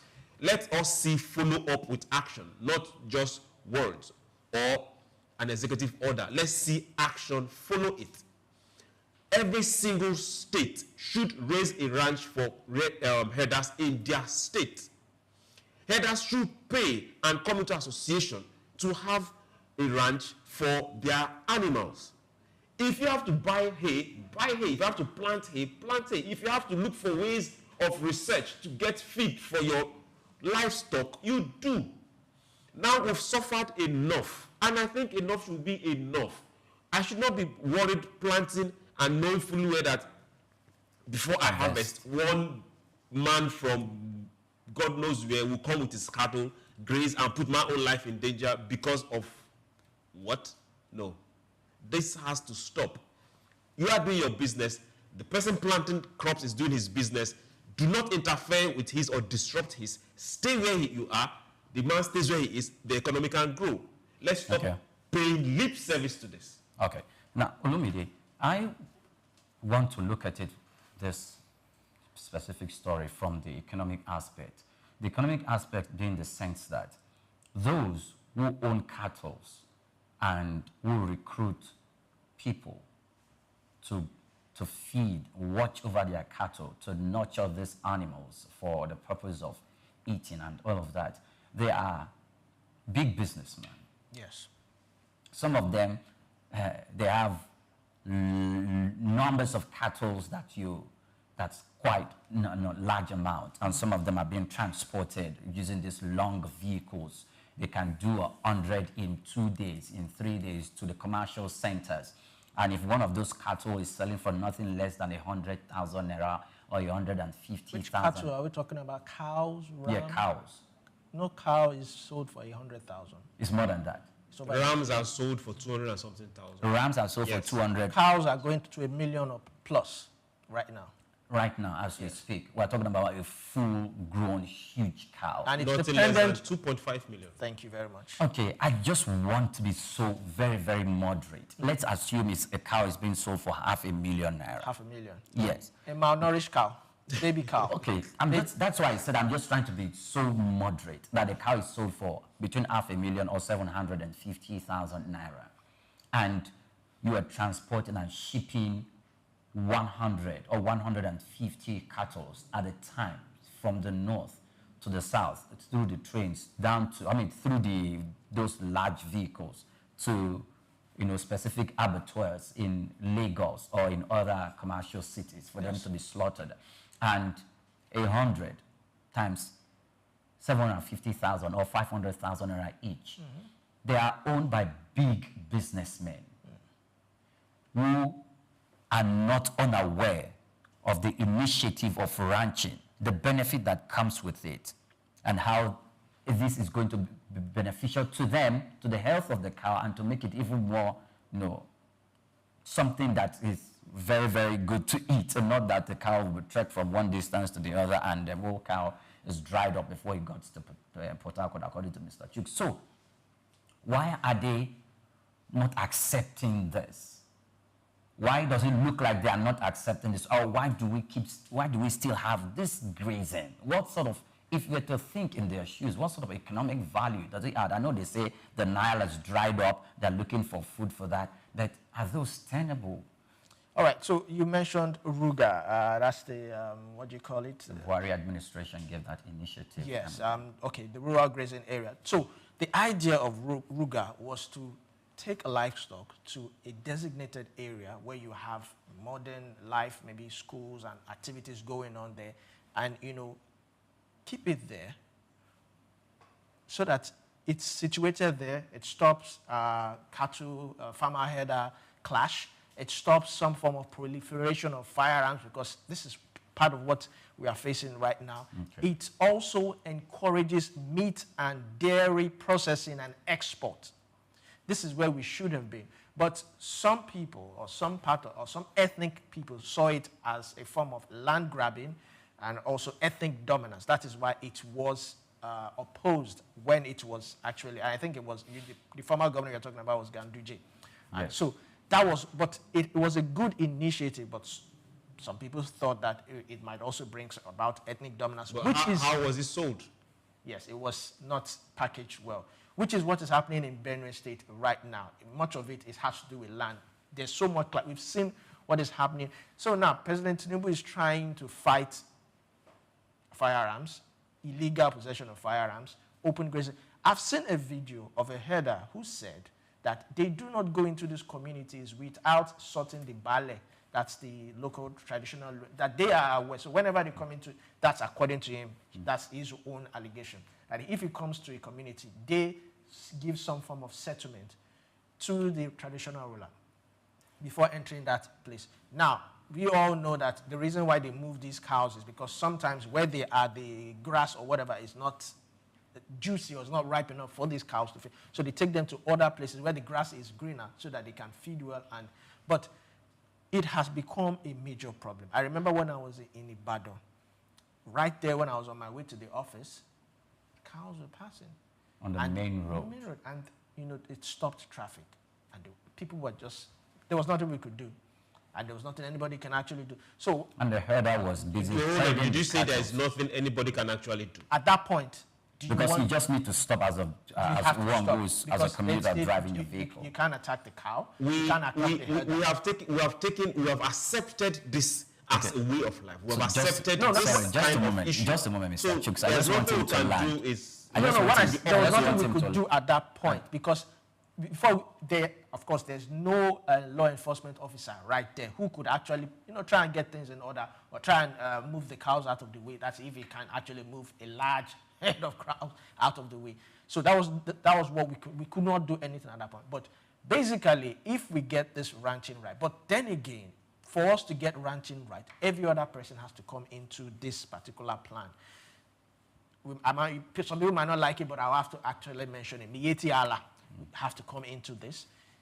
Traditional rulers have to come into this. Religious leaders have to come. Why? I'll get there. I'll get there. I made an allegation before that this herder said they do not go into these communities without meeting, sorting out traditional rulers, even religious leaders. They do this thing. Do you understand? So what I'm saying is that because we know that this cattle rearing and everything is tied to both ethnicity and religion. It's tied to both of them. because some people believe it's a particular region that is. But let's not dwell on that. I'm saying let everybody come together. For us to get cattle ranching right, there has to be land.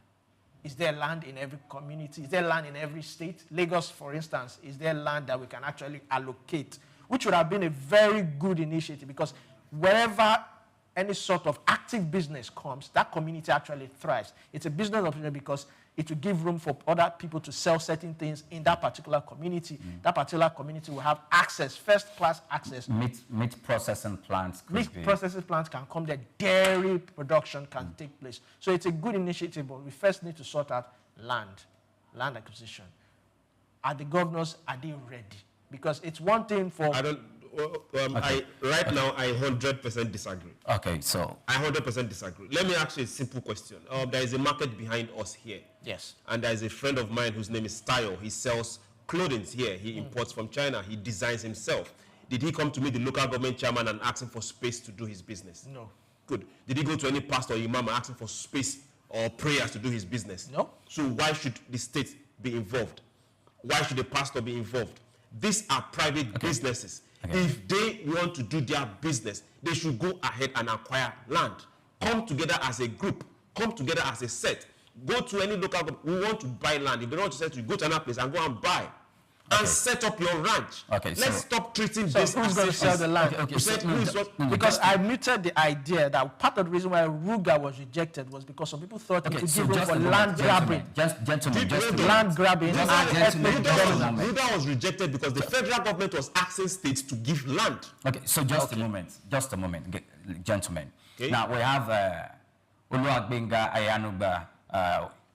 He's going to join us. He's currently now on standby. Now, before I bring him on, I would like to, first of all, in what actually, one of the reasons that prompted Mr. President, actually pinpointing this issue, first of all, we know that, yes, there are herders who have been moving from community to community in the name of grazing and taking out their cows to go feed. Yes. But these herders who are maybe nomads, who probably they are in possession of AK-47 rifles.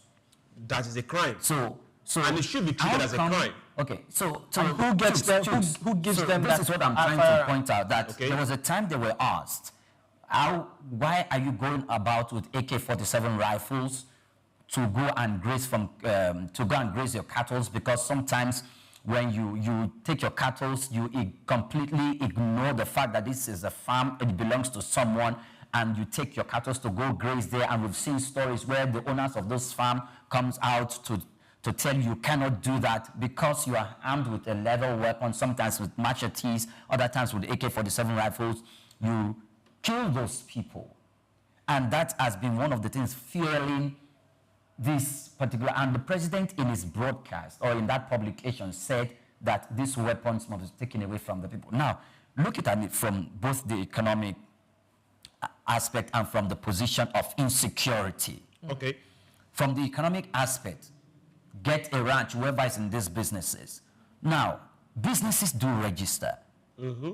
If you are into this business without a ranch, do you have a business name? Do you even register with the CAC? Now, with a ranch, it also means that you will be able to register, and the government is going to have data.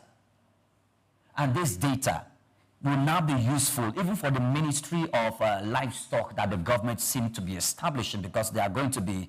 So I think one of the reasons why Olumide is talking about government and some of the stakeholders coming into place is because of the dimension that it has gone security-wise.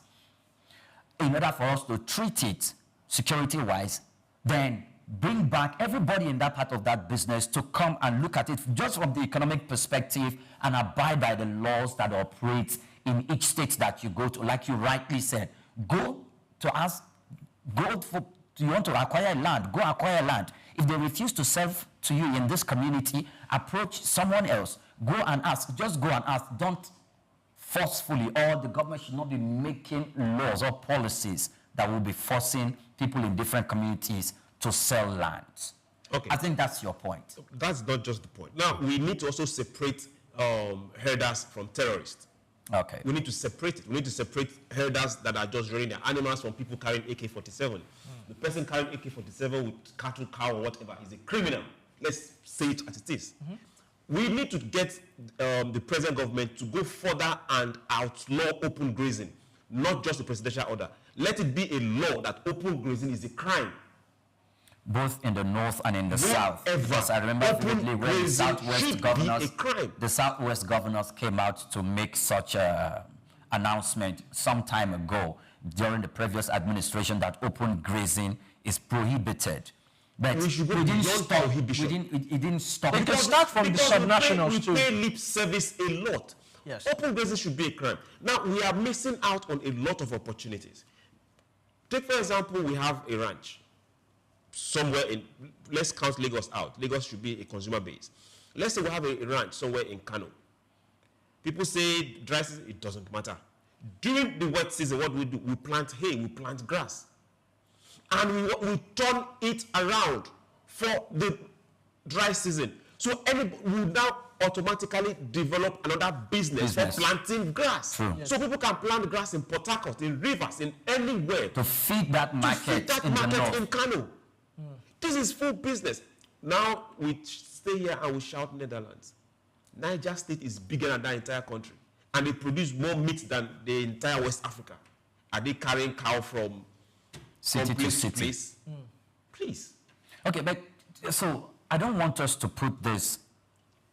I want to reference a specific instance that happened immediately I left when I was just done doing my first degree course that was running in local government administration. And we were taught a lot of the functionalities, the responsibilities as enshrined in the Constitution, in Schedule 4, how the local government under the auspices and some oversight control of the state government, and some of the ways that the state government fund local government with 10% of the IGR, and how the central government by its own self funds the local government, and through other channels of funding by giving grants.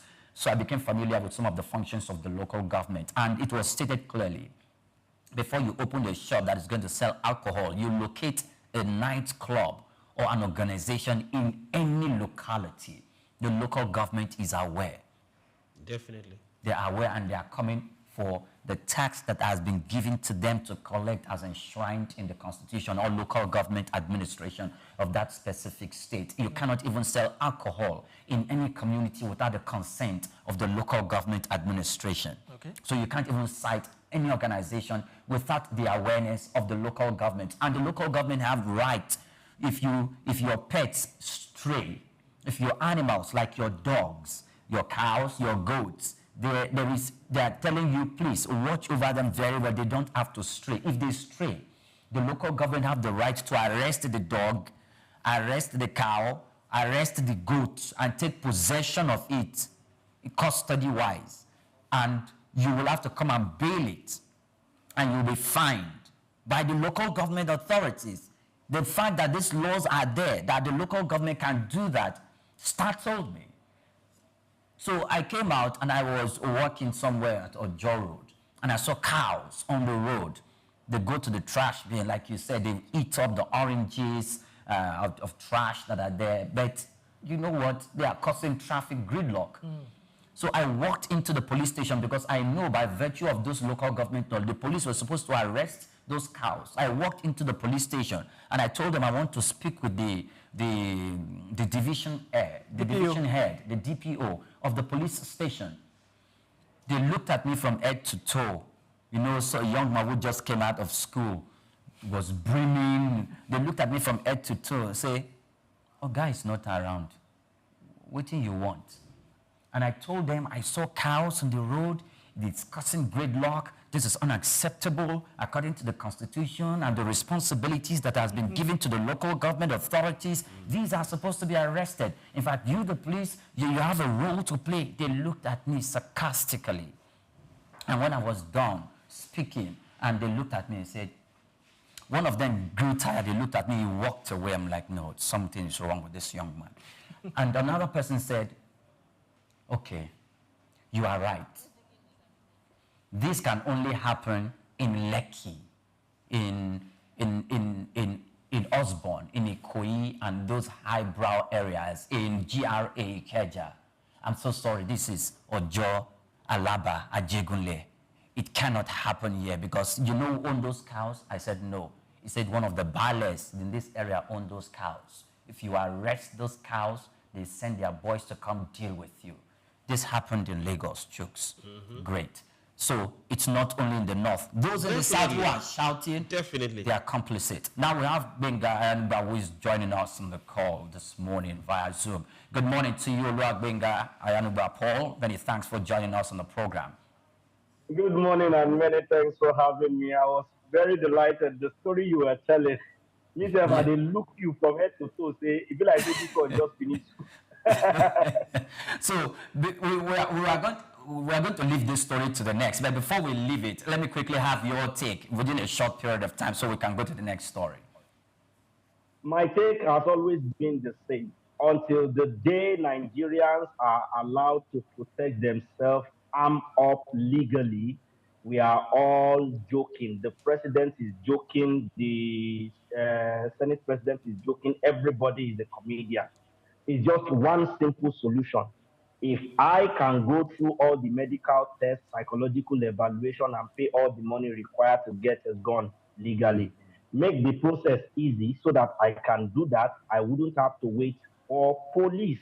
You know, there is no crime that happens that police anywhere in the world usually get there in the first seconds or first minutes of that incident happen. It is usually maybe after 1 minute, 30 seconds or 3 minutes self in most advanced places where the police are very responsive. And within that 1 to 3 minutes, the wanton carnage that would have happened would have been stopped if I am armed up and I can defend myself, if I can respond appropriately to any aggressor who trespasses on my property. It is just simple. So let us continue with the charade and keep joking around. It will touch everybody last. Okay. All right. Thank you very much. But Benga, before I let you go, don't you think that the government is finding it difficult to take back these firearms from these people? That is why these policies are coming.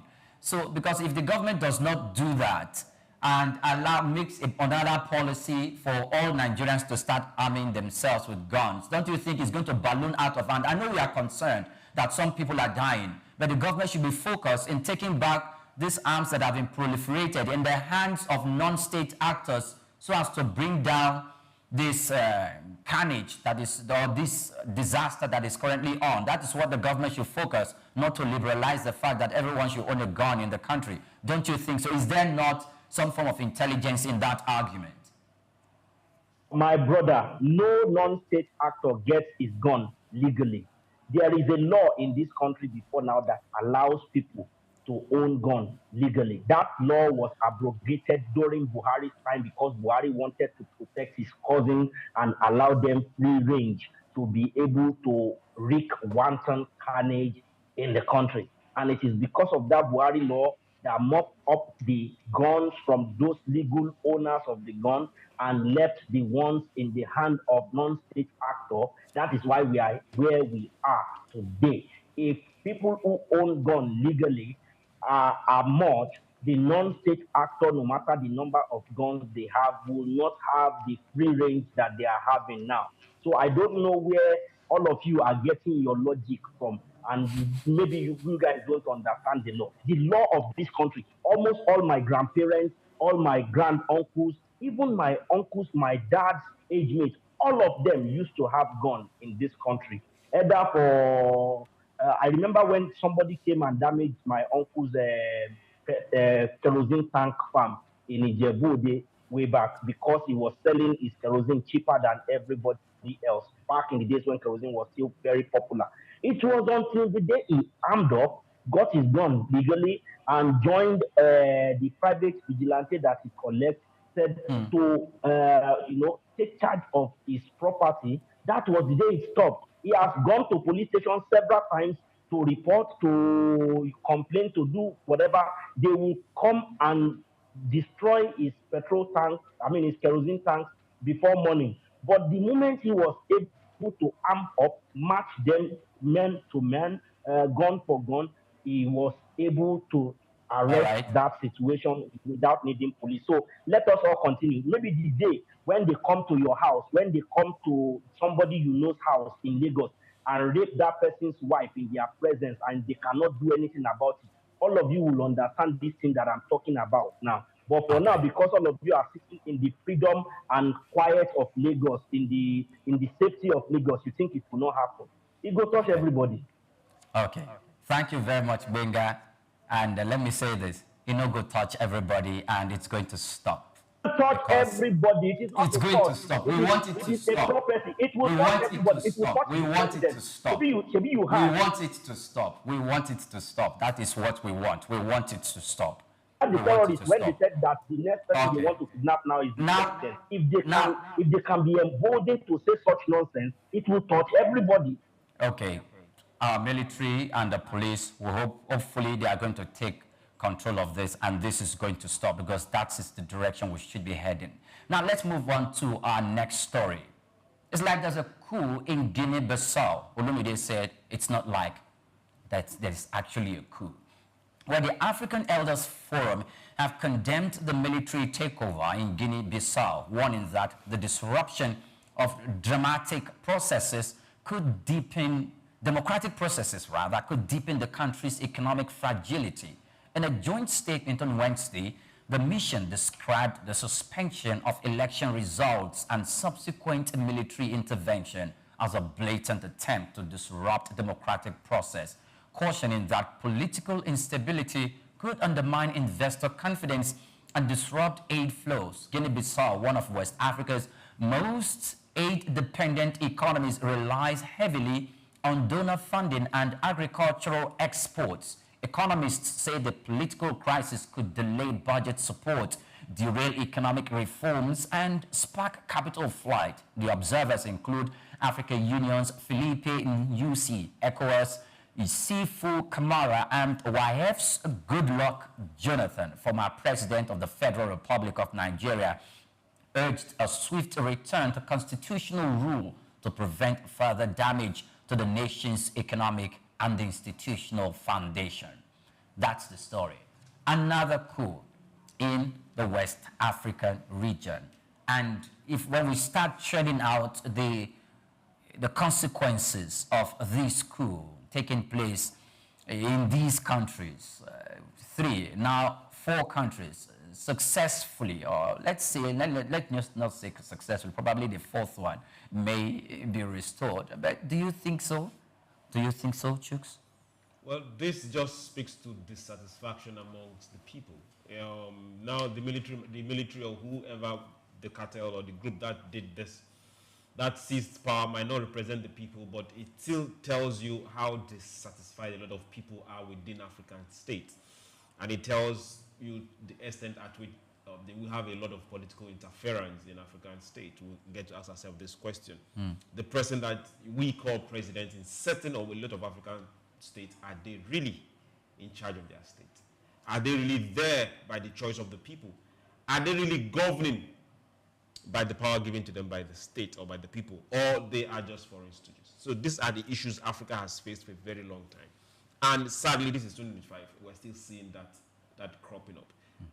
Guinea-Bissau, shamefully, to our shame, all of us Africans, why should Guinea-Bissau, a country so blessed with natural resources, green land, vegetation is beautiful, better than a lot of European countries, why should they depend on foreign aid to run a country? Literally depending on aid to survive. Run a country. Whereas the people sending the aids will not leave the country. So what exactly are those people taking and giving you aid? We should have outgrown that by now. But Olumide, aids are not given without a purpose. Your government, democratically elected government of Guinea-Bissau and other African countries, go out seeking for aid. Sometimes they even get grants, or they go borrowing from multinational, multilateral financial institutions in the world. And sometimes they get donors from big organizations like the Bill and Melinda Gates Foundation and some other global foundation. But some of these monies, when they get them, there are specific purpose for which they were supposed to use it for. Some of them translates into economic projects that has been highlighted that the administration have felt we require this sort of money to build. That at the end of the day, it doesn't translate to the economic well-being of the people. Most of the time, the soldiers use this as their reason for taking over the control of the state or taking over power using the barrel of the gun. Is that justifiable, the way SOUQ is painting it? Well, some military, governments have said that, according to their own allegation, and I'm not supporting it, I don't endorse it, it's a lack of trust of a present democratic government that leads to coup. When the military government feels that this particular government is not doing what it's supposed to do, it's not living up to expectations, and they feel that if they take over, it will lead to some faster decision, security will be tamed and all that. So that is why they do this, which is part of the reasons why I don't support it. Now, if you look at what happened in Niger, for instance, now, what happened? According to them, France had been taking something that belonged to them, using it to benefit their own country, and they said, no, we cannot do this. We have to stop this. And a military government came in and took over and every other thing, and France got mad and, they said, no. Russia came into it and all that. But the truth about it is everybody's fighting for their own personal interest, whether it's a military government or a political government or foreign interference and all that. Everybody's just fighting for their own selfish interest. Now, there are so many setbacks to this when you look at what is happening in Guinea-Bissau, because like you rightly said, which I don't also agree, they depend on foreign aid. They shouldn't depend on foreign aid. But the latter, which is export, they are blessed with so many resources and they export it out of the country. That's a good way of adding value. Good. That's a good way of generating revenue for the country. But with this military coup, with this military takeover, it's going to set back a whole lot of things. It's going to bring sanctions. I know the ECOWAS and AU, they will try and mediate and everything. If it goes south, if it goes sideways, sanctions will follow. And I know these Western worlds, they are the ones that are going to benefit from this. Russia will be looking into this. US will be looking into this. Possibly China also will be looking into it. And each of them will approach the situation from what is going to benefit from what they are going to benefit, not trying to solve the problem. Because we've had so many military coups in West Africa, and it's still there. Mediation has happened, but nothing has actually been resolved. This military government are still there, which means these Western countries don't really care. So it's left to us. What is ECOWAS going to do now? How can they? This has gone beyond mediation. We did that when Niger had the coup, and it didn't lead to anything. So what is now going to happen?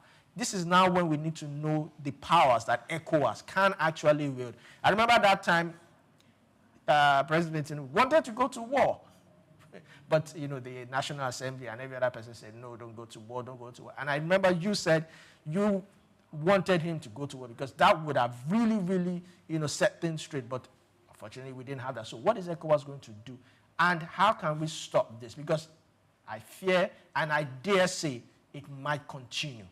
President Tinubu didn't want to go to war. He wanted to restore a democratically elected government back into the country. By what means? Being the chair. Soldiers were already positioned at the being the chair of ECOWAS before it was, and it was not his unilateral decision. He met with other principal officers of the ECOWAS region, and they came to that conclusion. Since he was heading, yes, the buck stops at his table, and at the same time, he considered not to go. It's not that he wanted to go to war. If he had I think we should use it in the right word: restore democratically elected government. Now, how do you restore a democratically elected government without invading, without attacking? Oh, that was not it wouldn't have been an invasion. You just what? Knock on their doors and say, you just knock and tell them you need to leave. If you don't, we'll have the military come knock on the door, and there's the way the military knocks on the door. And because they are equally military officers, they will understand. But that's not the core of our conversation, Olumide. So now, Olumide pointed out something very, very specific. He talked about how the West economically is depleting and exploiting Africa. It has been like that since time immemorial until most African countries gain independence. But you know what? They are still doing that. And I have no blame. I do not blame the West for doing that, because whether in a civilian government or in a military government, the West still have a hand in it. And you know what? They are still drawing and pulling the strings behind closed doors. Okay. For every coup that takes place in the continent of Africa, there is a Western country backing the coup plotters. For every democratically government elected, which is the constitutional procedure, they have the endorsement of the West. Okay. They have the endorsement of the West. So whether it is in military or in the civilian administration, the West always have a hand in it. And you know what?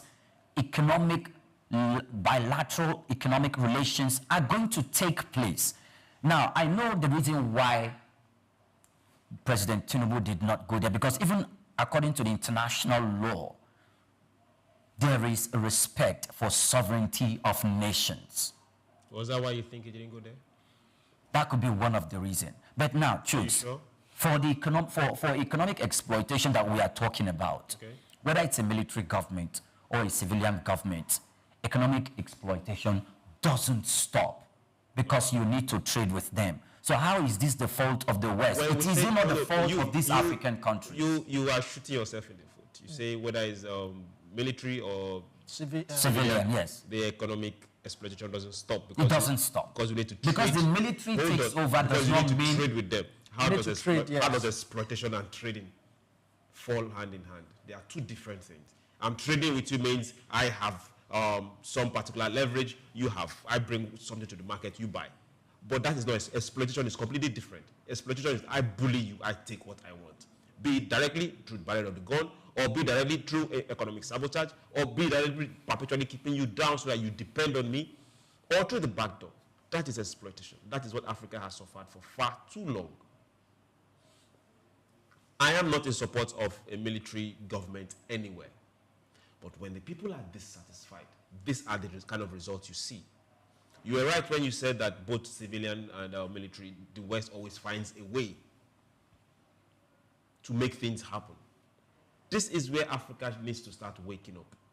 This is 2025. The West is smarter. Than who? Than you?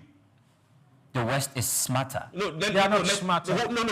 Now, they are not smarter. This is the time to start. Economically, this is the time we start sorting ourselves out. The West is smarter than you. We have had a system over time where we have an educational system where somebody gives it to you and says, this is what you should teach your people. Yes. And over 50, 60, 100 years, we have jettisoned who we are, our philosophy, and started teaching our children's children that this is what you should be, and left our Why not identity. Stay on the economy that we are talking about? Well, that is where we are right now. And that is where we are right now. So we are now depending on some other person, thinking he has a better knowledge to better our lives. I need to bring in Benga here. Okay, go on, just right now, we need to start thinking as Africans. Nobody is coming from heaven to help us. Prayers are exceedingly good. God will help you, but you have to do the work. Let us stop this mediation. I saw what happened the other day at one of the political parties' fracas in Nigeria, and somebody was shouting, dear Trump, come and help us. What is wrong with us? If you cannot take to the street and solve your problems, then we have a problem. Benga was saying something in the first story and saying that everybody has a right to bear arms, not normal automatic arms. I want to ask this particular question. We had a former president that said disarm. Why did a particular section of the country follow that particular policy and a section of the country did not follow that policy? We don't want chaos in our country, but everybody needs to stand up and put their hands on the ground in this continent. Our lives belong to us. Nobody from the West loves us better than you do, so know that. Yesterday it was England, then Spain, then Portugal, then Netherlands, then the United States. Now it's China. It's all about interest. So whose interest are we going to put first?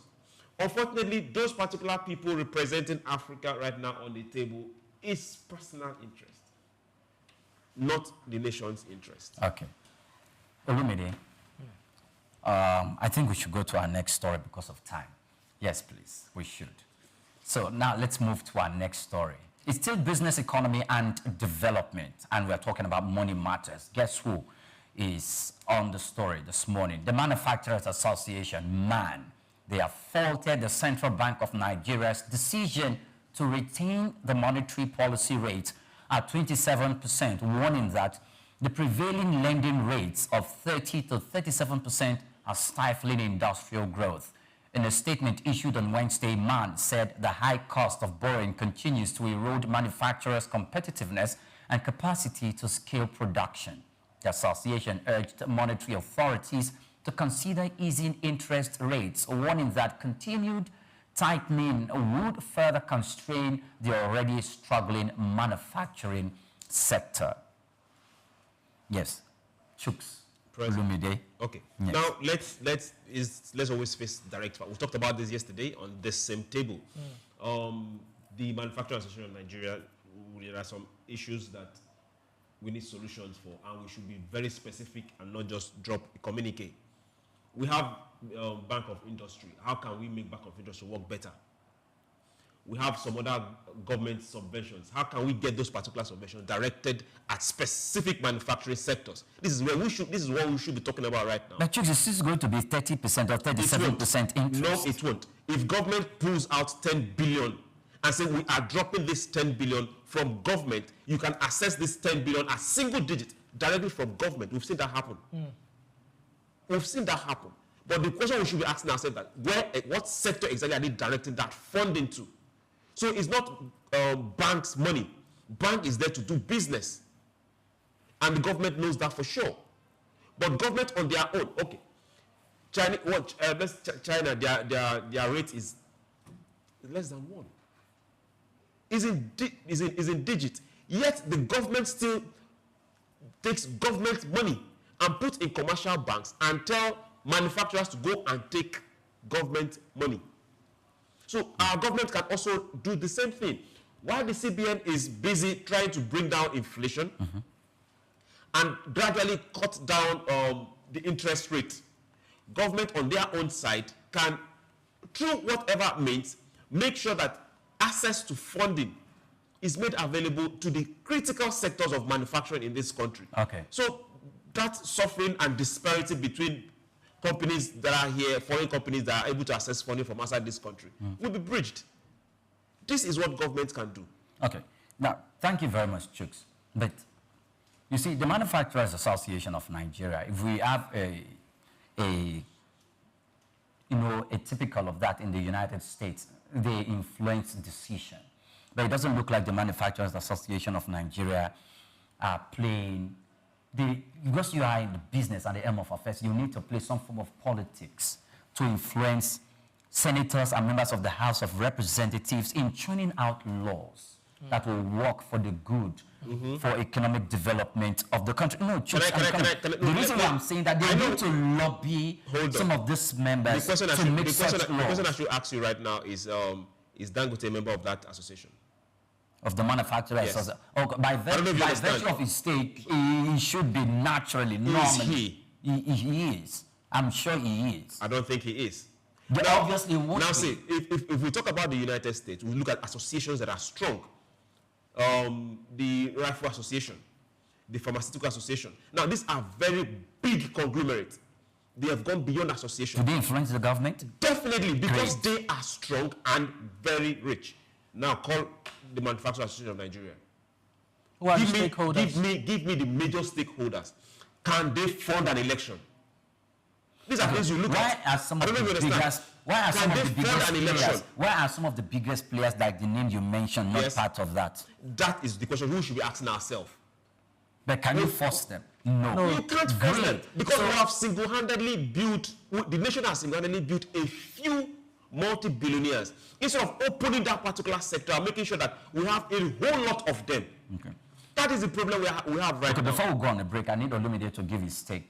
Well, it's quite interesting why this is happening. But like Chuk said, Manufacturers Association, who are the people, who are the stakeholders? You are talking about lobbying for Senate and all that.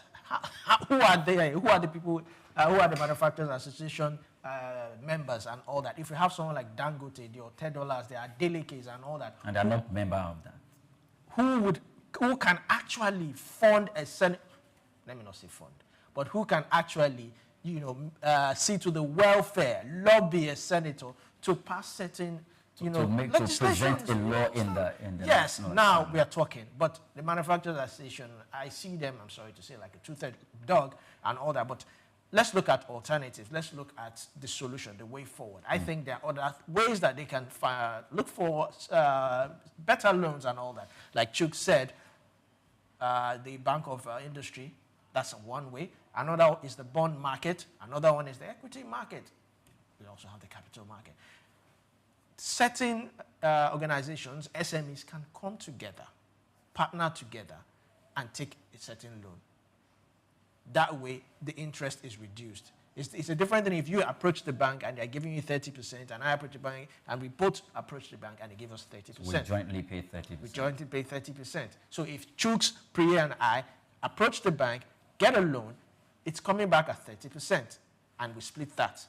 That's another way we can do it. So it's still way high. It's still way high. Because you're still going to pay 30%. From time to time, the government drops out this fund. So how accessible? This is where we are going to. What's the criteria? We need to get to a place where we can say, okay, good and fine. Government, you dropped some billions earlier this year for agriculture, and you said it was one single digit. Okay, now as an association, where is the money? How can we access it? This is what we should be talking about right now, and not them looking at that MPC rate. And the thing about it is, apart from being accessible, sometimes you hear of certain grants late after it has ended, because most of this time, when these grants come out, there's no public awareness. There's virtually nothing. People don't really know that, okay, you can actually, how many people know that you can actually approach the BOI? How many of these people know? But recently we saw in the news that the federal government just released about 50 billion naira for SMEs to access, and there was a portal that was open for that purpose, freely. Now, the SMEs, how many of them know about this place, this portal? How many of them are tech savvy? How many of them actually can access these things? So by their own selves, without the help of any other person? Because sometimes some of these SMEs, they would approach someone who they feel, maybe a financial advisor or something, and that one, of course, would do that for a particular fee. So, but basically what I'm saying is, if the National Orientation Agency and every other stakeholders come together, create some sort of awareness, so that these people, these SMEs, know that there's the government has dropped so amount. It is everywhere. It is accessible by your phone. You don't have to open it. How many people can actually afford a smartphone? Let's leave that one. But with your phone, with a particular code, you can register. Okay, thank you very much. Easy, user-friendly. Great, easy, user-friendly. And if it is digitalized, then I tell you, data will accrue to the government for subsequent use, and how that data can be harnessed for more developmental projects. It's still SOUQ Business Landscape. We're going to break. We're back in a moment. Stay with us. Take Nigeria, because it's the mind that needs to first of all be rebranded. Idris said he's going to be putting Nigerian labor, Nigeria content and materials first. If you say Nigeria first and it is just us down here that are pushing that agenda, it's going to be a big struggle. Do you think Nigerian firms, Nigerian organizations should start looking at getting their staff involved in this market, or buying to keep for their staff? Within this side, let's also learn citizen diplomacy. See something. This is SOUQ Business Landscape. Africa is on the rise, and at the forefront of its growth is a sector as old as civilization itself, agriculture. Once marked by subsistence farming and challenges with food security, agriculture in Africa is now experiencing a powerful transformation. From the fertile lands of Nigeria to the tea fields of Kenya, agriculture is driving economic growth and lifting millions out of poverty. African governments and internal investors are taking notice. pouring in resources to support smallholder farmers and expand sustainable farming practices. Digital innovation is playing a major role in this transformation. Mobile apps provide farmers with crucial information on weather, market prices, and crop management. These digital tools are empowering farmers to make informed decisions, increase their yield, and get fair prices for their produce. Now I know when it rains, I can plan my planting better, and I know where to sell my crops for a good price. It's really changing our lives. We are committed to investing in agriculture as a pillar of our economy. Our goal is to make farming not only viable but a source of wealth and stability for our people. African countries are also scaling up for exports, especially in high-demand crops like coffee, cocoa, and cashew. By focusing on quality, Africa is capturing a larger share of global markets. But the transformation goes beyond exports. Across Africa, new farming techniques and policies are helping to meet domestic demand and reduce reliance on food imports, contributing to food security across the continent. Women are also a key part of Africa's agricultural revolution. They make up a significant portion of the agricultural workforce, and initiatives are empowering women farmers with resources and training to enhance productivity.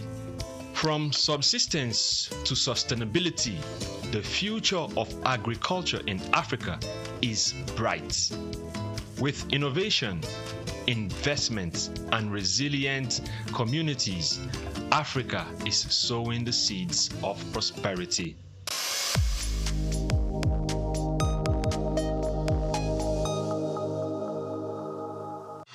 Take Nigeria because it's the mind that needs to first of all be rebranded. Idris said he's going to be putting Nigerian labor, Nigeria content, and materials first. If you say Nigeria first and it is just us down here that, are pushing that agenda, it's going to be a big struggle.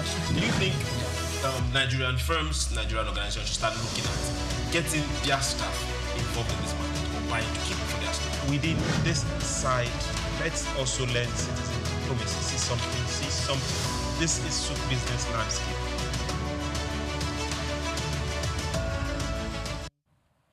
Welcome back. Many thanks for joining us. Now on to our next story.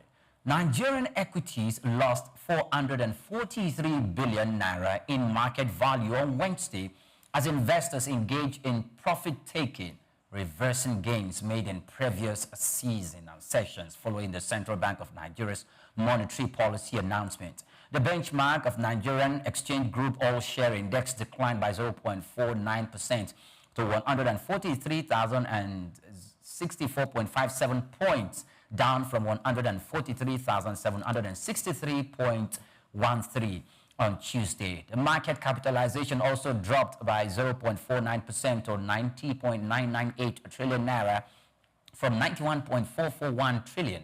Tuesday's rally had added 95 billion naira to investor wealth after the CBN held the monetary policy rate at 27%. Not bad. However, analysts said the Wednesday's sell-off reflects lingering concerns about high interest rates and their impact on market liquidity. Chooks, one of the first things that came to my mind when I saw this, that there was a decline in market capitalization. There's a decline, not because the things went awry in the market, and because people came out to take their profit. Definitely. It's December. We need to buy goats, cows. We need to buy Christmas clothes for the children. We need to have a good party. And these investors are rightly doing the same. And the other second part is holding the rate at 27% still brought some form of gain to investors.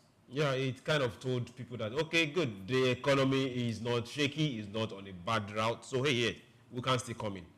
That what it tells you. So for people out there right now, we are not looking at seeing maybe shares stumbling or getting to see a particular company having board issues or director issues or product issues. So that's a good one. But one thing we should all look out for is which of the companies right now, which of the quoted shares right now are going to be a very good, have beautiful entry points. That's what we should be looking at. That's what investors should be looking at.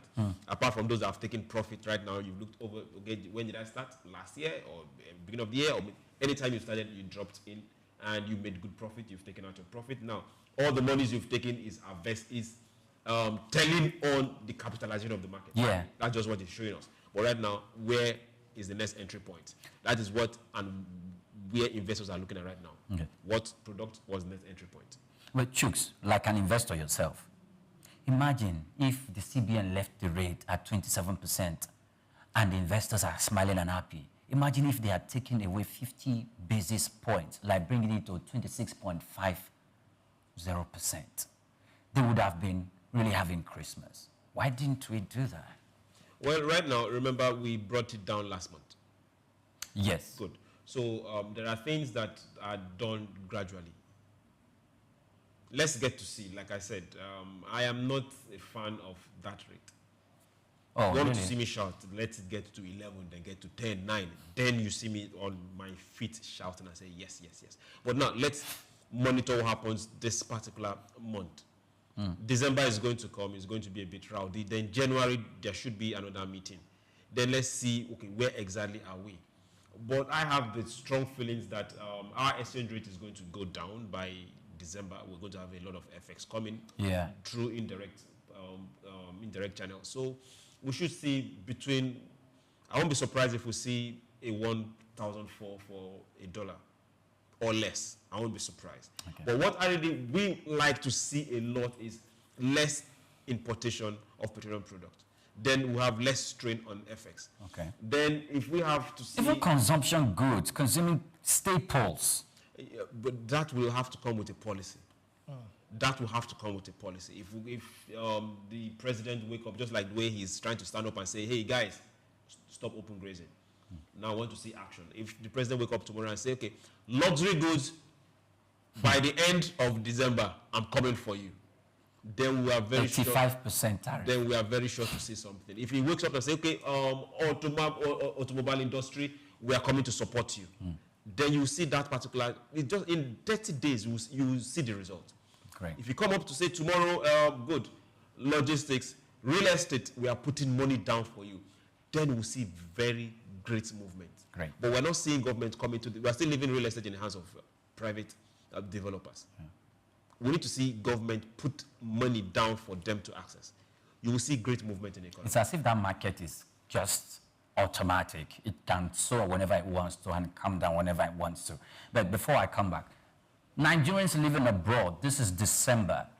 Whenever you send dollars home, whether $500, $1,000, $200, even $100 to your people here in Nigeria, it goes a long way. It doesn't just serve the good of the pocket of your sibling or of your family members back home. There's a way it oils the economic wheels of the business, economy, and development of Nigeria, and it makes the economy run smoothly. It contributes its own quota to making the Nigerian economy run smoothly without hindering it. So please do not desist. December is here. Send more money back home. Olumide. Yes, it's quite interesting what's going on, how certain policies and all that could also affect the capital market. Now, this sharp sell-off is showing that investors' confidence is a bit fragile, and this market liquidity may tighten investors to hold back, amid all this economic uncertainty. But I think what the NGX, the Nigerian Exchange Group, can now do is encourage investors by, some form of education, market education, and long-term profitability. Let this investors, so that these investors know, because like I always say, some people see stock market as short-term, but you need to start seeing it as long-term. You need to understand that you have to put your money for at least 2 years, 3 years, 4 years. Okay, a year. Let me not be too. Let me be modest. A year, 2 years, and see it, because the more people pull out, the more it crashes. And some people, also the smarter ones now, will see that as an opportunity to now buy, because when it crashes, it comes down, and it's easier for you to They buy. actually sold. I don't think it crashed. They just sold. It's just market capitalization. Capitalization. The amount of liquidity. Yes. So, and of course, it's Christmas. Of course, a lot of people need money. It's the Yota season. We are having a lot of FX coming into the country. Yes. What I would just say is, it's not time for us to shiver. It's not time for us to shake or anything. By January, everything, the capital market has a way of resetting itself, like these stockbrokers always say. So let's just watch and see. Maybe I'm a little bit like Oliver Twist. I telling Nigerians abroad, send money to your people at home, the dollars, because it's very, very good. Most of the times when these dollars come in, it's during the festive season. So we should have more festive seasons, maybe, so that we have this. Well, it's not just the Yuletide season, because now. And build houses. Those of you abroad, build houses at home. Build houses. There is the real estate business in Nigeria, most especially in Lagos, is out of this world. Send money back home. It's long, $15,000, $25,000, $50,000 can go a long way in just erecting a structure somewhere and have people live in it and pay rent. I think that's one of the things that is actually happening now. Most of the diasporans we have now, they are sending money back home for not just building houses, businesses, factories, and all that. Because, I mean, some people see it as a way of also stabilizing themselves there, whereby you have some sort of business that pays your rent, that pays certain, living expenses over there, and everything is running smoothly. So it's a win-win. Okay. It's a win-win, Olumide says. But let's go to our next story. The Presidential Committee on Fiscal Policy and Tax Reforms has proposed a constitutional amendment to eliminate 90% of taxes currently imposed by local governments on businesses across Nigeria. Chairman of the committee, Taiwo Yedele, made the disclosure on Tuesday at the Telecom Compliance Management Forum organized by the Association of Licensed Telecommunication Operators of Nigeria. Oyedele said the move aims to streamline Nigeria's fragmented tax system, reduce the burden on businesses, and improve the ease of doing business by curbing multiple and illegal levies at the local government level. SOUQ. Yes. Okay, now, I had this experience. There is this new, the guys in yellow, the telecommunication company in yellow. Now, they opened a customer service shop not far from us here, just newly. So I happened to go there to sort out issues with my line. So the day I went there, since it's a new outlet, the local government also came there. The local government chairman? Yes, the local government itself. Tax force also came there. So they came with their bills and all that stuff. So the guys were trying to explain to them, hold up, this is sorted out at. Now, this coming up these are questions we now need to ask ourselves. We've had series of this kind of deliberations where big companies, small companies, market person is asking, how many sources of tax am I going to pay at the end of the month, at the end of the day, at the end of the year? We need to close all these gaps of multiple taxation. If MTN, Globacom, Airtel, and their likes have to pay directly through, we've seen that integration, technology integration that we've seen come from the new tax reforms. How and why are they still going to service local government and state governments? But another issue is this. If we are saying knock out 90% of taxes coming from local government, how are local governments going to get their revenue? So these are things that we want to see both the state, the local government, and the federal government sit down, iron out, and say, okay, good and fine. If we take this tax from you because of these particular businesses that are domiciled in your local government, and we take it directly, this is the percentage coming to local government. It's an obligation you must fulfill. Yes. So if the federal government is saying, okay, good, we have this particular trade fair complex somewhere in a local government on the mainland, and the tax from that particular establishment is coming to the federal. Don't worry, when it gets to the federal, this percentage is going back to that local government. These are things that we want to see sorted out on time before next year when everybody is mandated to pay tax. If not, the local government is just going to be their cap in hand and go beggarly again. Olumide, your take? Well, I like this initiative. Less taxes, more clarity, ease of doing business is smooth. Because just like Chooks rightly said, I remember when I used to work for my dad, we would pay local government, we pay state government, we pay this, we pay that.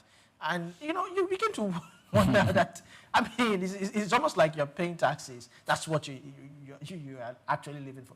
But just like Chooks said, I want to take from what Chooks said, that if you eliminate this 90% of that, yes, it will bring some sort of succor to businesses around that community, but what about the local government? How will they thrive, apart from the federal allocation that they will be getting? But there are other sources of revenue they can go into.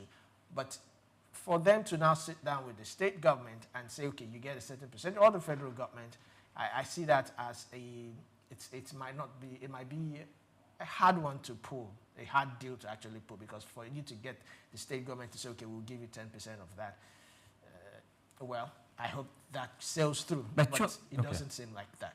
Conventionally, why is it that we have the Federal Inland Revenue Service that operates at the federal level, getting money, and you can see that they have a very, very digitized, well-regulated, conventional system that, you know, you could see the traces of monies coming in, and when the monies are even going out, you can see that it's a very good regulatory process that is even still going through reform. At the state level, you see for example, in Lagos State, you have the Lagos Inland Revenue Service. Let's say for Abia State, you have Abia Inland Revenue Service, and all of that in different states. To a large extent, too, they have this regulatory framework. It looks like at the local government level, there is no presence, nothing you want to talk about when you talk about digitizing the process. There's no digital. You see them selling tickets at the bus stops, and this does not give a proper account. We can't even talk about digitalization. They don't have a website, so remove that digital e-governance. You don't need a website? Okay, fine. Okay. It's a process. Okay. It's a process. Now, we're rounding up. Years ago, even the federal government did not have what they have right now. The states are trying to catch up with what is happening. The local government also will come into it. It's just a matter of time. But now, we should be looking at the local government. How can the local government get some funding? We need to look at that tax law beyond being contributors to the tax. We need to look at that tax law as a three-tier government. What exactly is supposed to come to the local government? Not just coming from what is collected from the state or from the federal. Now, what tax should go to the local government? We know the TV radio rights is supposed to go to the local government, lock up shops, markets. Yes, okay. But right now, we're also seeing states playing in that space. So we need to be able to say, okay, good and fine. At the end of the day, let's see this particular paper, document on grants. Okay, this should be what local government can collect. All right. This is what local government cannot collect. All right. Thank you very much. If we continue with this conversation, we're not going to end. But you know what? It continues on our social media platforms at SOUQ News TV. Do well to follow us across all social media platforms. Give us your take and your perspectives, not only in some of the things that we have entertained and discussed this morning, but the ones that you feel we should talk about, and we will gladly do so. Many thanks for watching. I am Oyin Krumale, and it's been a pleasure. Like Priya said, this conversation doesn't stop. Like, comment, and share on all our social media platforms. I am Olumide Shokoya. I'll see you soon. Thank you very much for joining us. Remember, we always say this on this table: nobody is more Nigerian than you, and it's your responsibility to grow your economy and the economy of the government. We'll do this again tomorrow. Be nice. Bye for now. Take Nigeria, because it's the mind that needs to first of all be rebranded. Literally said he's going to be putting Nigerian labor, Nigeria content and materials first. If you say Nigeria first and it is just us down here that, you know, are pushing that agenda, it's going to be a big struggle. Do you think Nigerian firms, Nigerian organizations should start looking at getting their staff involved in this market or buying to keep for their staff? Within this side, let's also learn citizen diplomacy. See something. This is SOUQ Business Landscape. Dr. SOUQ A. Adedeji, whose leadership has significantly transformed Nigeria's tax administration, is a distinguished first-class graduate in accounting from the prestigious Obafemi Awolowo University, Ile-Ife, and he currently serves as the chairman of the Federal Inland Revenue Service, FIRS. I firmly believe in the wisdom encapsulated in the statements. Revenue growth is the lifeblood of a nation's economy, providing means to fulfill essential duties to its citizens. These words capture the core principle that will guide us as we navigate the challenging terrain ahead, ensuring that our nation thrives and fulfills its obligation to its citizens. In our pursuit of greater fiscal future, we are determined to align ourselves with President Bola Tinubu Extreme Fiscal Policy and Tax Reform Committee.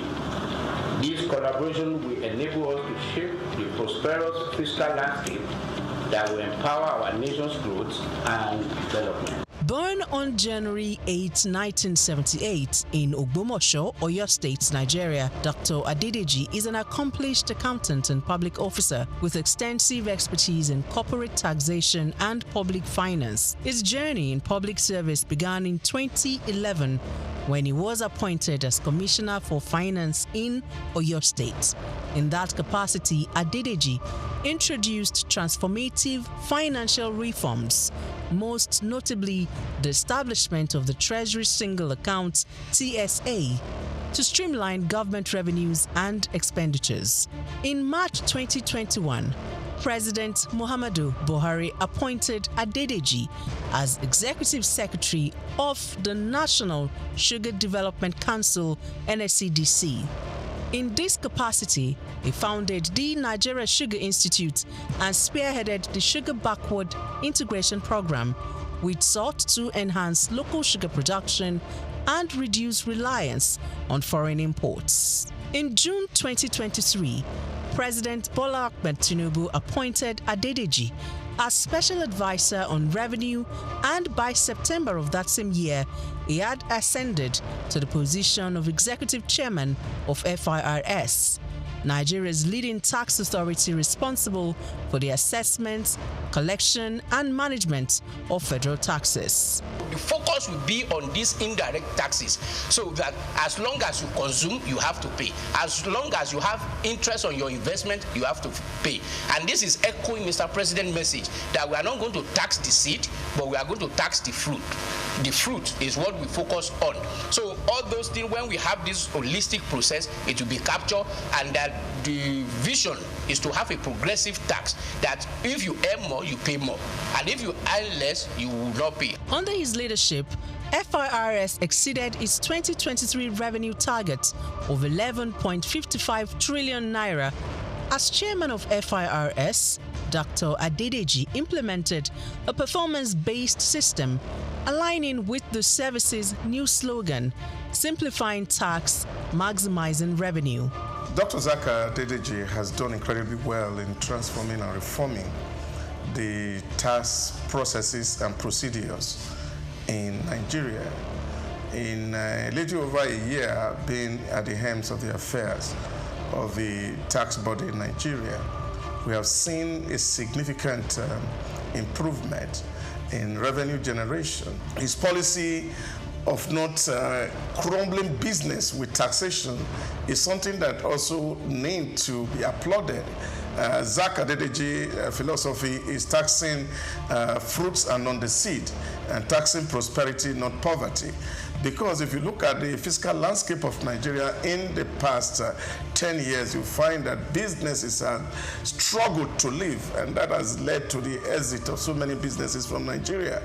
But with this new reform, we're saying that the businesses will profit from the reform processes, and that will mean more business for Nigeria. We will have a lot of foreign inflow in terms of foreign direct investment that will actually drive the process of economic growth for the country. And I think he has done so well, and he deserves a kudos, especially for taking the giant stride to restructure FIRS for efficiency, for accountability, and for value for money. He has also made the welfare of the staff a top priority, fostering a positive working environment that has brought smiles to the faces of FIRS employees nationwide.